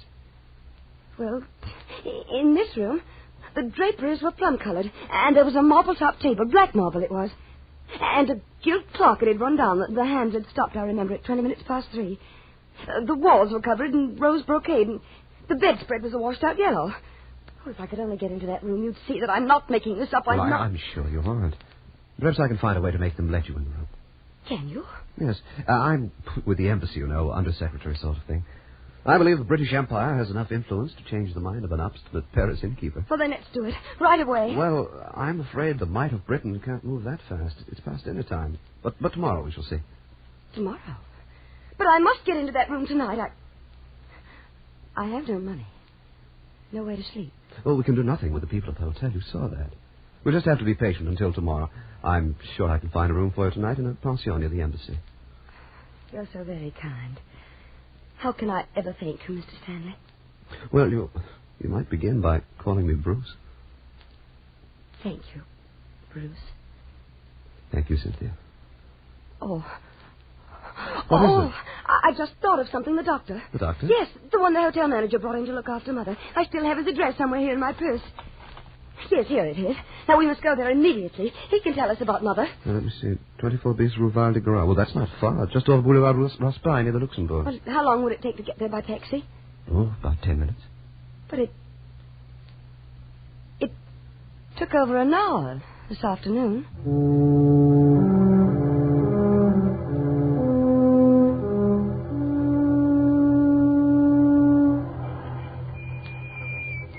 Voilà, monsieur. 24 bis, Rue Val de Grâce. Well, here we are. Yes, this is the place. Attendez, mon vieux. Très bien, monsieur. The house is dark. Well, it's quite late. Well, I don't care. We've got to find out tonight.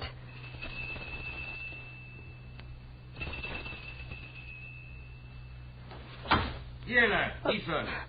Where is he? There, at the upstairs window. Monsieur le docteur, c'est Mademoiselle Winship.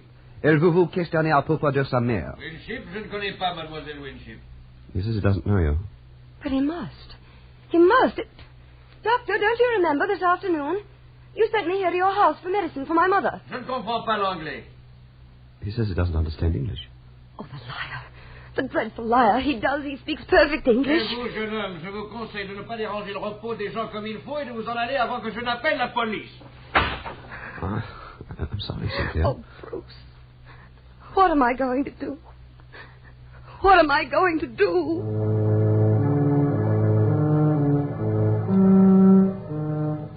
If it hadn't been for Bruce, I'm certain I should have gone out of my mind. He found a room for me at a pension near the embassy, where I spent a sleepless night of anxiety, almost beyond endurance.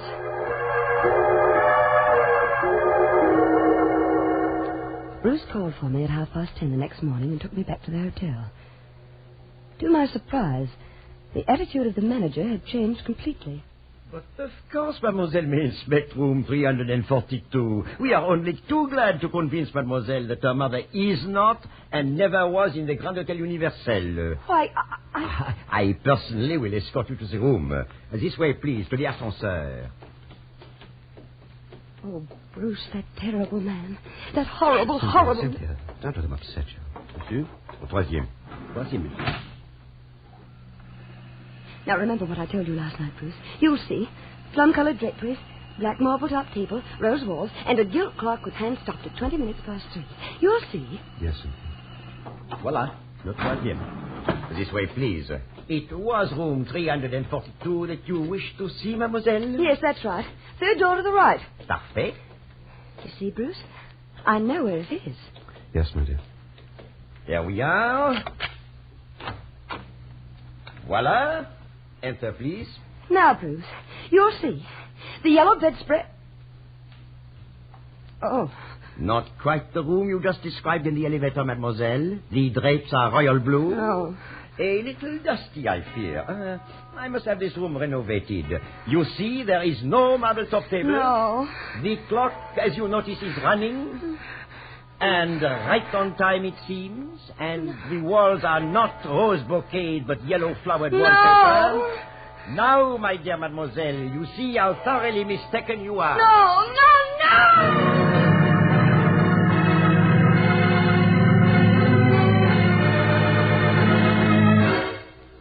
They had tried to make me think I was mad. They succeeded.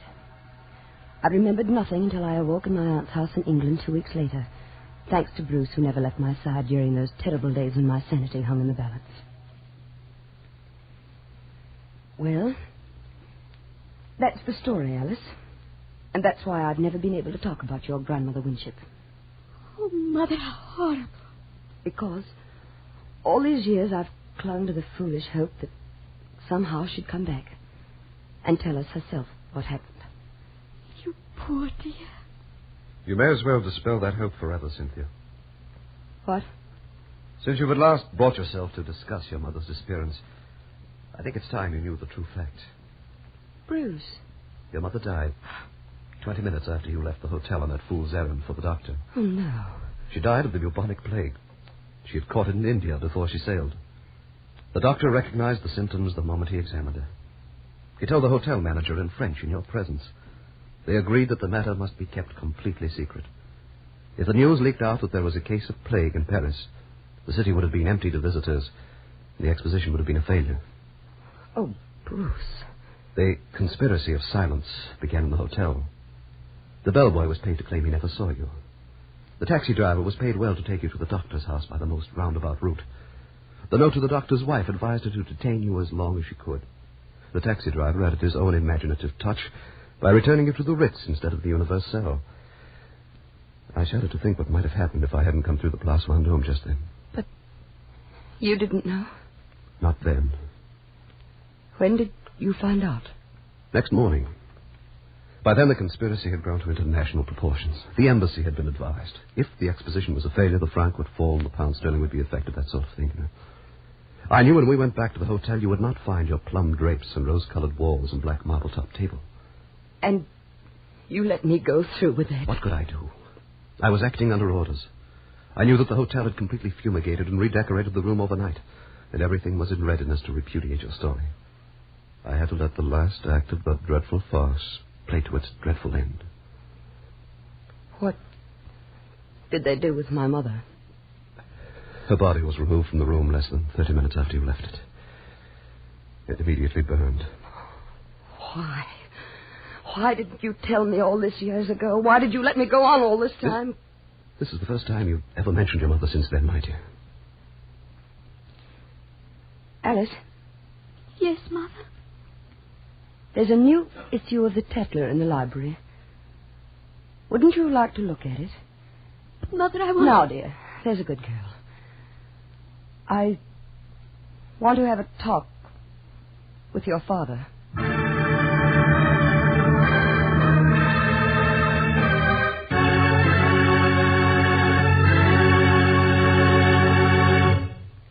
Escape, produced by William N. Robeson and directed by Norman MacDonald, has brought you The Vanishing Lady by Alexander Woolcott, freely adapted for radio by Mr. Robeson.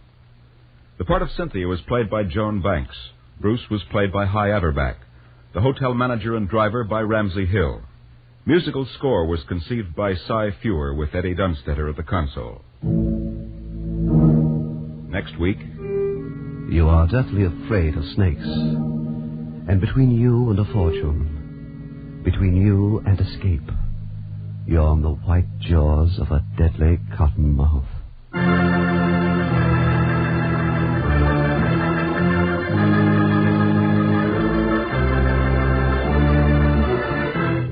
Next week, we escape with Irvin S. Cobb's famous story, Snake Doctor.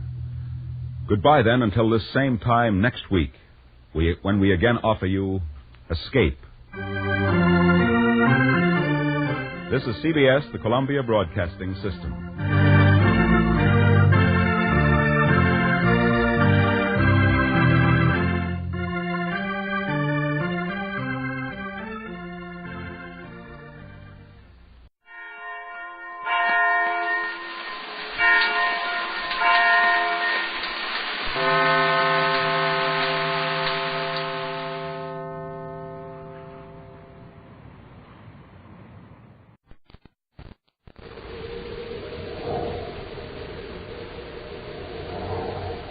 The American Broadcasting Company Radio Network presents Space Patrol! High adventure in the wild, vast reaches of space. Missions of daring in the name of interplanetary justice. Travel into the future with Buzz Corey, Commander-in-Chief of the Space Patrol! In today's transcribed Space Patrol adventure, Buzz and Happy have landed on a strange planet in a remote galaxy. In their spacesuits, they've boarded a stranded spaceship to rescue a fellow space patrol. Buzz carried the wounded pilot into the airlock. Open the outer hatch, Hap. Yes, sir. What's that sound? Take a look outside. Commander, there's a stream of liquid. That's whatever it is. It's rising up more often. And the ladder's going. Dissolve! Half we're stranded in a flood of corrosive acid. If you don't get out of here, it'll dissolve the entire ship and us with it. We'll be back in a moment with a thrilling story, Ambush in Space. Listen, kids, you know how much fun it is growing up. Every day there's a new thrill. Well, here's a thrill maybe you haven't tried yet, and believe me, you'll like it. It's the fun of having enough money to get the things you want. Maybe a new bike or a camera, or saving for something big like business school or college in the years to come. Sound good? Well, here's how you do it. Put a part of your allowance and the extra cash you earn each week into school savings. It doesn't take long to have enough to buy a real United States savings bond like Dad gets all the time. And bonds earn money for you. So start to save now. Have the money for the things you want when you want. Now today's Space Patrol adventure, Ambush in Space. Commander Corey and Cadet Happy are in a remote galaxy, searching for members of a Space Patrol expedition that had been sent out to find the source of mysterious spaceophone signals. Buzz and Happy rescued one of the pilots from an attack by the unfriendly forces that guard the galaxy. 3 other pilots still are lost. Through the commander's strategy, the leader of the Galactic Defenses has agreed to a truce, during which Buzz and Happy will be permitted to find the remaining members of the expedition and return to the United Planet. Commander Corey aboard Terra 5 calling units of Expedition Enigma. Pilots are ordered to acknowledge immediately if able to do so. Urgent. Commander Corey calling Lieutenant Stitter, Lieutenant Marsden, and Lieutenant Beaker. What's bad, sir? Even if they're millions of years away, they should have picked up our hyperspace signal by now. One thing I'm really worried about, Huck. Those pilots went into Star Drive. I'll admit I had to be detected. Yeah, their calculations would be way off. They not only would miss our solar system, but our entire galaxy. We've got to keep up the search, man. And how long Meteor will keep his part of it going. I don't trust him either, Commander. Roughly on 15-degree heading. Taking allowance for aberration. Hey, listen, it's one of our men. Repeating, Lieutenant Marsden calling Commander Corey aboard Terra 5. Corey here, Marsden. Can you read me? Yes, sir. Are you all right? I'm okay, Commander, but something's wrong with the ship. I'm grounded on a planet near a creamy star. Is your ship damaged? No, sir, it's the power control system. I've been trying to find the trouble so I can blast off. Happy's getting a directional fix on you now, Marsden. Even if you repair the ship, remain at your present location until I arrive. Very good, sir. When did you last hear from any of the others? Not for about 18 hours, sir. That's why I landed. I figured if all of us kept flying through space during that pre-cosmic storm, we'd never contact each other again. That wasn't a cosmic storm, Marsden. It's part of the defenses of this galaxy. It's a deflecting field. It curves electromagnetic waves, including light waves and spaceophone signals. No wonder we lost track of each other. Now listen, Marsden. This galaxy is controlled by a race of human beings that are highly developed scientifically. They also happen to be extremely suspicious of us because we're from another galaxy. You've had contact with them, then? Enough to make Happy and me realize that we're very unpopular. I promised their leader, Meteor, that we'd get out of their galaxy as soon as I located the members of the expedition. Lieutenant Northfield has already returned to Terra. I see. I told Meteor the truth, that our expedition came here to find out the source of those spaceophone signals. Well, we found it. So, since we aren't welcome in this galaxy, we'll go home. I've got a fix on Lieutenant Marsden. Good, Happy. Marsden, you'll land and see if we can repair your ship. If we can't, you'll come aboard Terra 5. Are you in any immediate danger? None that I know of. Frankly, I don't like the looks of this planet. Is it inhabited? I doubt it. It's got an atmosphere, but it's not fit to breathe. It's almost as hot as our planet Mercury. Frankly, I'll be glad to get off. We'll be there as soon as we can. Hurry out. On the key planet of the galaxy's defense system, Meteor, the guardian of the galactic star system, confers with his chief aide, Sindrana. I have good news for you, Sindrana. Our communications officers have solved the language pattern of the visitors. And Corey is still in the galaxy? Yes. He plans to rescue a pilot who, for some peculiar reason, chose to land his ship on Kerba 3. Kerba 3? No one with any intelligence would go anywhere near the Kerba planetary system. Exactly. In fact, I'm beginning to understand why our Alter Ray failed to eliminate Corey in our recent encounter. The Alter Ray was designed to destroy beings of superintelligence. Corey is of a race of beings comparable to us. Then we have nothing to fear from him. Perhaps not from him personally, but remember, he has penetrated our galaxy. Others of his race may follow. Perhaps we should put on those deflector field again. No, not yet. It is a costly process.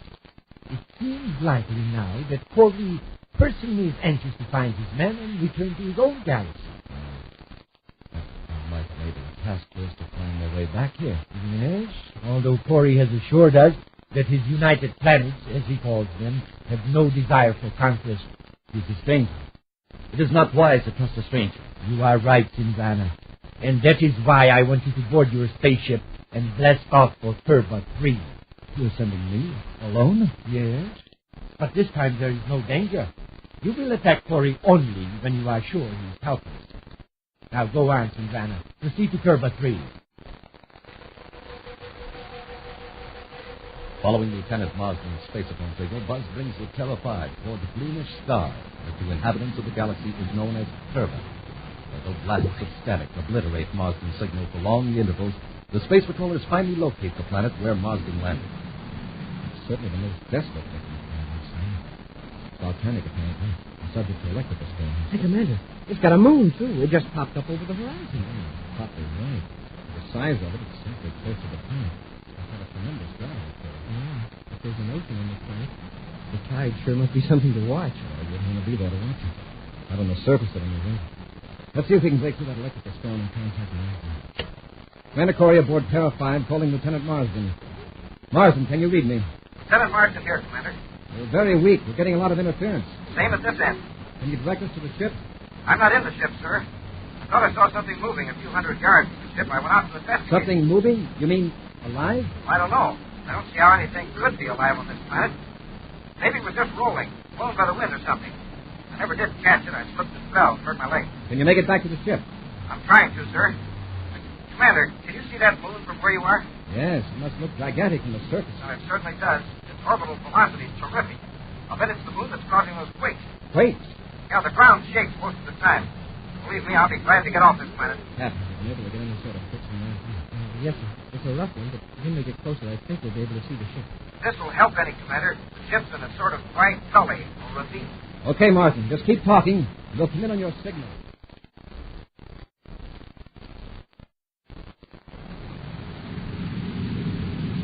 P5 Sundrana calling His Excellency Meteor, Guardian of the Galaxy. Sundrana calling Meteor. This is Meteor? I make donations from Corbett 3, Excellency. Or he's about to land. When he does, I'll be ready to attack. No, wait. It may not be necessary. Corbett 3 is not a hospitable planet. Even if the quakes and volcanoes will destroy the visitors, there are still the corrosive chemicals. Then you want me to withhold my attack until Corey is about to blast off, if he does? Yes. The men already on the planet called Marsden. Corey sends to repair Marsden's ship. Every second they are on the planet increases their chances of being destroyed. You're right, Meteor. Corbett 3 has its own methods of getting rid of it.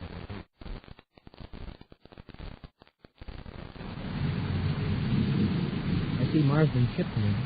It's just about a mile up the ravine from the lake. Yes, you're right. Marsden, Lieutenant Marsden, can you read me? My leg. Are you all right? Hold on, Marsden. We're very close. We've sighted the ship. Can you see us? Marsden, answer me. Did you reach the ship? Marsden. Something's happened, Marsden. Something happened. It's not like the looks of that lake. It seems to be spilling over into the ravine. I saw water that color anywhere. But it doesn't look too serious. It's just a slight trickle. I know, but with quakes and tidal pull of that moon, there's no telling what will happen. We'll set our ship down on higher ground, Marsden. It's going to be difficult. And still be close. There's a slight hump of rock at 200 yards away from the cruiser. I'll land there. Get our spaces out of the locker. After landing the Terra 5, Buzz and Happy make their way toward Marsden's cruiser, their space boots slipping on the hard, rough surface of the planet. Oh, no wonder Marsden's very quick. Let's call it like 7, like I just did, and then twist it down. Watch your face.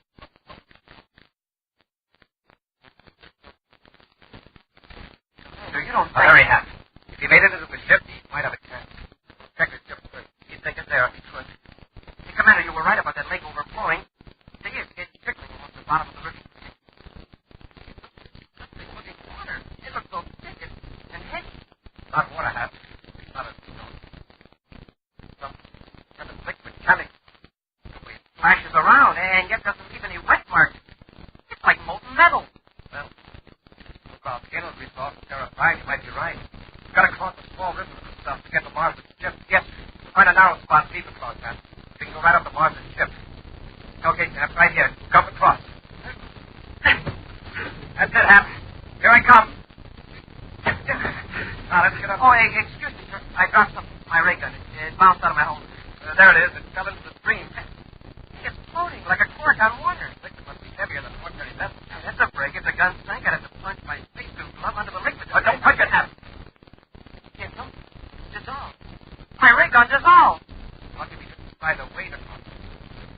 Whatever it is, it's close to well, the space stream's right. It's getting deeper.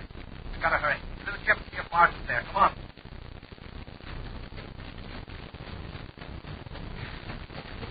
Up the ladder, Hap.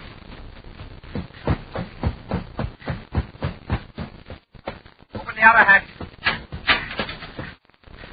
Hey, Commander. You think I've made it back to the ship? The inner hatch is open inside. Quick, search the ship. Hey, it's a quake. The ship's shaking.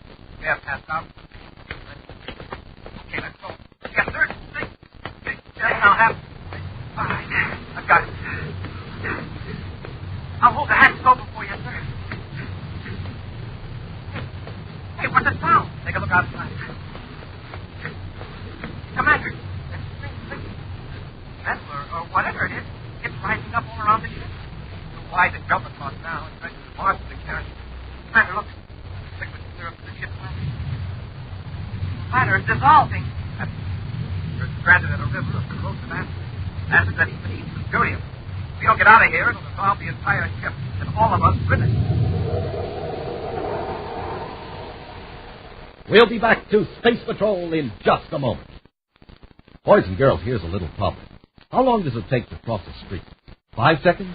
10 seconds? Well, that may be the right answer. If you're careful to cross at the corner and wait for the traffic light. But if you cross in the middle of a block, it may take weeks to get to the other side. Yes, weeks. Weeks spent in the hospital or in bed at home with the broken bones and bruises that come from being in an automobile accident. Don't forget, the motorist doesn't expect to find anyone in the middle of the block. He may not be able to stop in time. That's why it may take weeks from the moment you start across the street until you finally reach the other side. The second you might save isn't worth those weeks you might lose, so be careful. Cross with the light and only at corners. Remember, the life you save may be your own. Now back to today's thrilling Space Patrol adventure, Ambush in Space. Buzz and Happy have landed on the planet Corbett 3 to rescue Lieutenant Marsden, whose Space Patrol cruiser is unable to blast off. The planet is rocky, desolate, and with a poisonous atmosphere. Continuing quakes have caused the nearby lake to spill a strange metallic fluid down into the ravine where the helpless ship is resting. Finding Lieutenant Marsden unconscious inside his ship, Buzz and Happy, clad in spacesuits, are about to step from the airlock when they notice that the liquid metal is rising around the ship and is dissolving the ladder. Now it's eating away at the upper part of the ship. We can only blast off before the ship is completely melted down. Spent hours trying to fix this. We've only got a few minutes. Wait. Rocket. Work with Marsden. See anything about the repeller ray. The repeller ray? Right. I'll stay here in the airlock with Marsden. You walk forward and cut on the repeller ray. Right, Commander.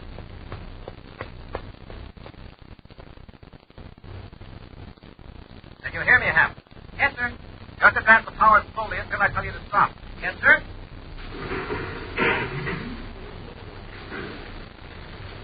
It's on, Commander. But something's stored it out. We're not getting much output. Can you get any more power? I'll try, sir. It's up full, Commander, but the ship isn't moving. I think this will work. Leave it on. Come back here to the airlock. Yes, sir. There you are, Hap. Look outside the hatch. Open rocket. The acid is swirling away from the ship. The repeller ray is forcing the liquid metal away. Hey, and the ground is dry all around the ship. Jump out, Hap. I'll lower Marsden down for you. Yes, sir. All right, Commander, I'll take it. Easy now. There, I've got him, sir. Come on. Let's get going, Hap. All the quick flap from us was finished.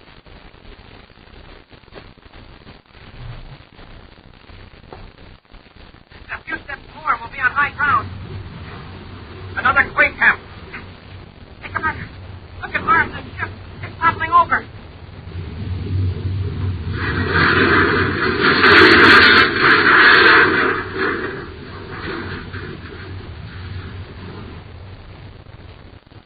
Wow. We made it just in time. The whole ship was all like a big lump of sugar in a cup of hot coffee. Liquid price. We've got to get Mars from the port Terra 5 before our ship is dissolved, too.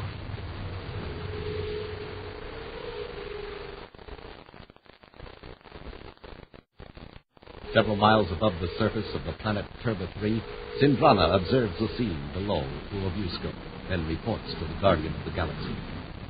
One of their ships has already been engulfed by the corrosive liquid metal. What about Corbett? Was he in the ship that was destroyed? I can't tell from this distance.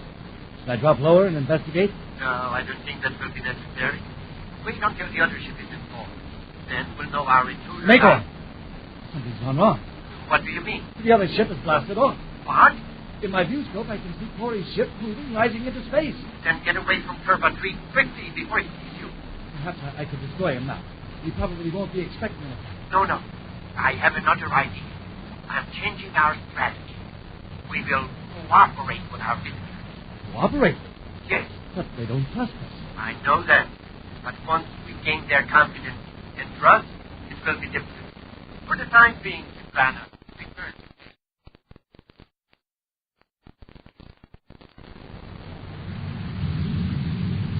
Commander Corey aboard Terra 5, calling units of Expedition Enigma. Commander Corey calling Lieutenant Stitter and Lieutenant Beaker. Any contact yet, Commander? No. Okay, sir. He wants to come up forward and help us find the other pilots. Let's hope Beaker and Stitter haven't run into any more planets. Commander Corey aboard Terra 5, calling units of Expedition Enigma. Commander Corey calling... Expedition Enigma, Unit 3 to Commander Corey. Lieutenant Beaker here. A break at last. Beaker, are you all right? Yes, sir, except that I've lost track of all the others. I've had no contact for 20 hours. Captain Northfield has returned to Terra. Lieutenant Marsden is aboard Terra 5 with me. Now that we've contacted you, only Stitter is missing. How are your instruments? Is your hyperspace vector computer working? I can't say for sure, sir. I ran into some sort of disturbance shortly after the expedition arrived in this galaxy. Frankly, I'm not sure of anything now. You'll join ships, and I'll come aboard and check your computer against the one in Terra 5. And we'll be sure you can get back to Terra okay. Yes, sir. I'm changing vector now and heading toward you. Incidentally, a while ago, I picked up something in my viewscope. I thought it might be a spaceship, but it disappeared before I could check. It's probably one of the Galaxy ships, Beaker. We're very suspicious of strangers, so avoid all contact. Very good, Commander. Judging by our fix on your spaceophone signal, we're on an approach vector. Turn your ID signal on. All right, Commander. Coming in okay, Beaker. Steady as you go. Corey out. All right, Hap, take over the controls. I'm going back to talk to Marsden. Yes, sir. In the headquarters of the Guardian of the Glaxok Galaxy, Meteor intently watches a gigantic viewscope screen upon which two tiny dots are slowly converging toward the center.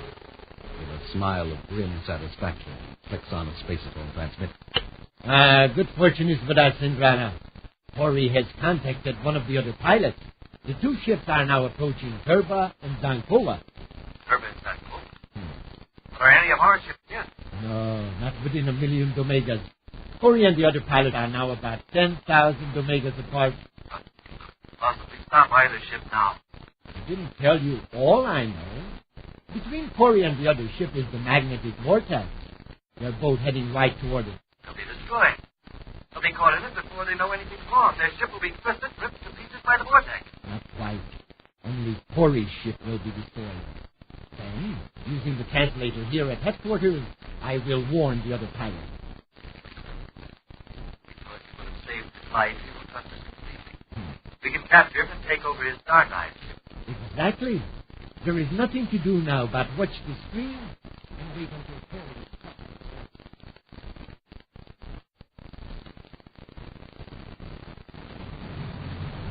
We could pick up Lieutenant Beaker on the viewscope, Commander. Then we could tell how far away he is. With his ID signal, we at least know his direction. If there are only some planets fairly close to us, we could relay some astrogation coordinates to Beaker. That meteor might help us.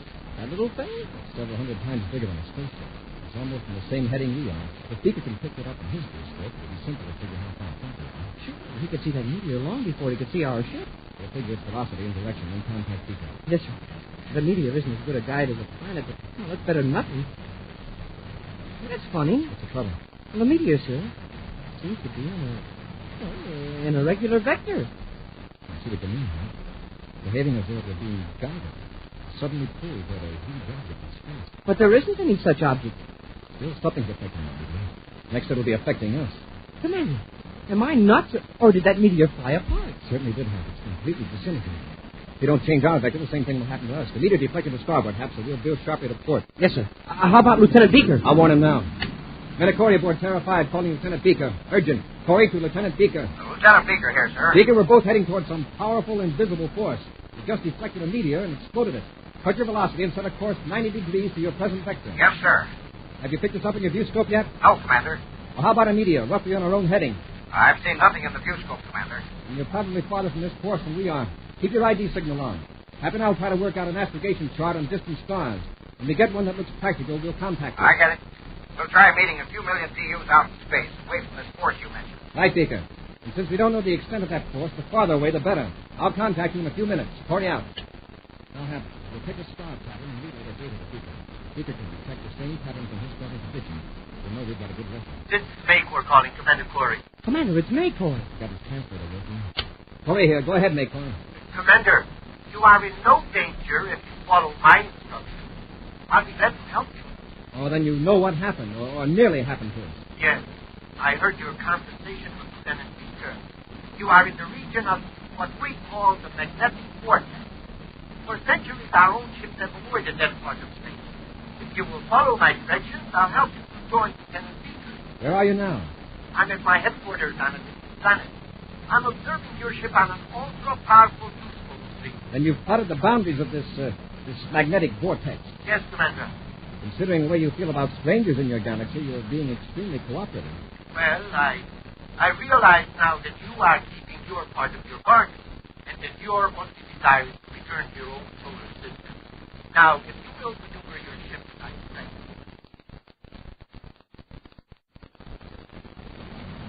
Perhaps according to Meteor, if we hold this heading, we'll miss the vortex.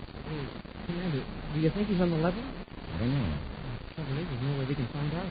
If he's deliberately heading us into that vortex, we won't know it until our ship starts to come apart. Wait, there is a way.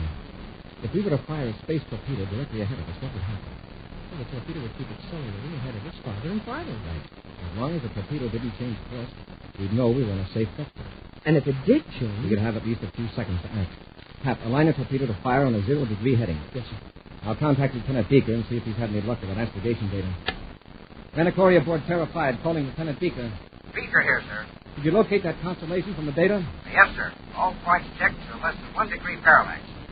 When you were talking to that Meteor, I got a space phone fixed on both of you. That data reconciles the parallax, Commander. I'd say my instruments are okay. In that case, Lieutenant, you can set your hyperspace vector and return to Terra immediately. I'll continue the search for Stitter. Very well, Commander. Good luck, Beaker. Corey out. Torpedo trajectory all set, Commander. Very good, Happy. Fire. Well, there goes our guiding star, our life insurance. All we've got to do is keep it in the viewscope. As long as it stays on a steady course, we know we're safe. Hey, when can we be sure that we're completely away from the vortex field? When we get near a planetary system, or if we see another ship, one from this galaxy. Hap, look at that torpedo. Changing course. Oh, yeah, I say. It's bearing to port. We've got to change course quick. Commander, that torpedo, it acts like it's gone crazy. Fire starboard rockets. I'll set a course 90 degrees to our previous vector. The torpedo exploded. Did you see that flash? Yes, plunged into the vortex. That's what we'd have done if you hadn't changed course. Sir, do you think we're safe now? Will we miss that force field? Guardian Meteor calling, Commander Corey. Corey here. Are we on the right vector, Meteor? Commander, this is urgent. My new smoke screen shows that you have changed course. You must follow instructions exactly, or you will meet with disaster. Now, quick, before it's late, return to your previous course. Nice try, Meteor, but we're on to you. Why, what do you mean? You tried to run us right into that vortex. Just cost us a space torpedo to find out that you can't be trusted. You invader! All right, you avoided the vortex. Now, I'm going after you personally, Corey. I'll get you. When I do, you will regret that you ever entered this galaxy. I'd be more impressed with your threat, Meteor. If you had a reputation for keeping your word. Hey, that's telling him, Commander. Now listen, Meteor. One of my men is still lost in your galaxy. I intend to find him and take him home. Whenever or wherever you try to stop me, I'll be ready.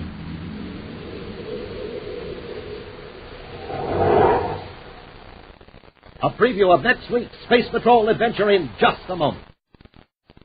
Young men between the ages of 17 and 18 and a half with a military obligation The National Guard offers many advantages and opportunities. You can earn new skills, earn extra income, and gain experience in leadership. You can learn to become a pilot and qualify for a commission. And there are retirement benefits, too. If you enlist in your local National Guard unit, you may start your training right there at home. There's no need to interrupt your work or school. Inquire about the unlimited opportunities the National Guard offers you by contacting your local armory. Preparedness now is a safeguard against the future. Do your part by enlisting in the National Guard. Now a preview of next week's exciting Space Patrol adventure. Buzz and Happy are in their spaceship, approaching a planet in a remote solar system. Commander, where did that thing come from? A glowing object. It's headed right toward us. A meteor. Meteors don't glow in empty space. It's getting brighter. It's a ball of fire. There's another one. Where in the universe are they coming from? It's a weapon, Hap. A weapon. And it's some sort of... It's got to be Maker's work, right? Trying to make good his threat to destroy it. Be with us next week for the thrilling Space Patrol story, The Prison Planet. Space Patrol, created by Mike Moser, starring Ed Kemmer as Commander Corey and Lynn Osborne as Cadet Happy, was written by Lou Houston, produced and directed by Larry Robertson, executive producer Helen Moser. Other players were Bela Kovach, Norm Jolly, and Ken Mayer. Lee Zimmer speaking. This program is broadcast to our armed forces overseas through the worldwide facilities of the Armed Forces Radio Service. Space Patrol came to you transcribed from Hollywood. This is ABC Radio Network.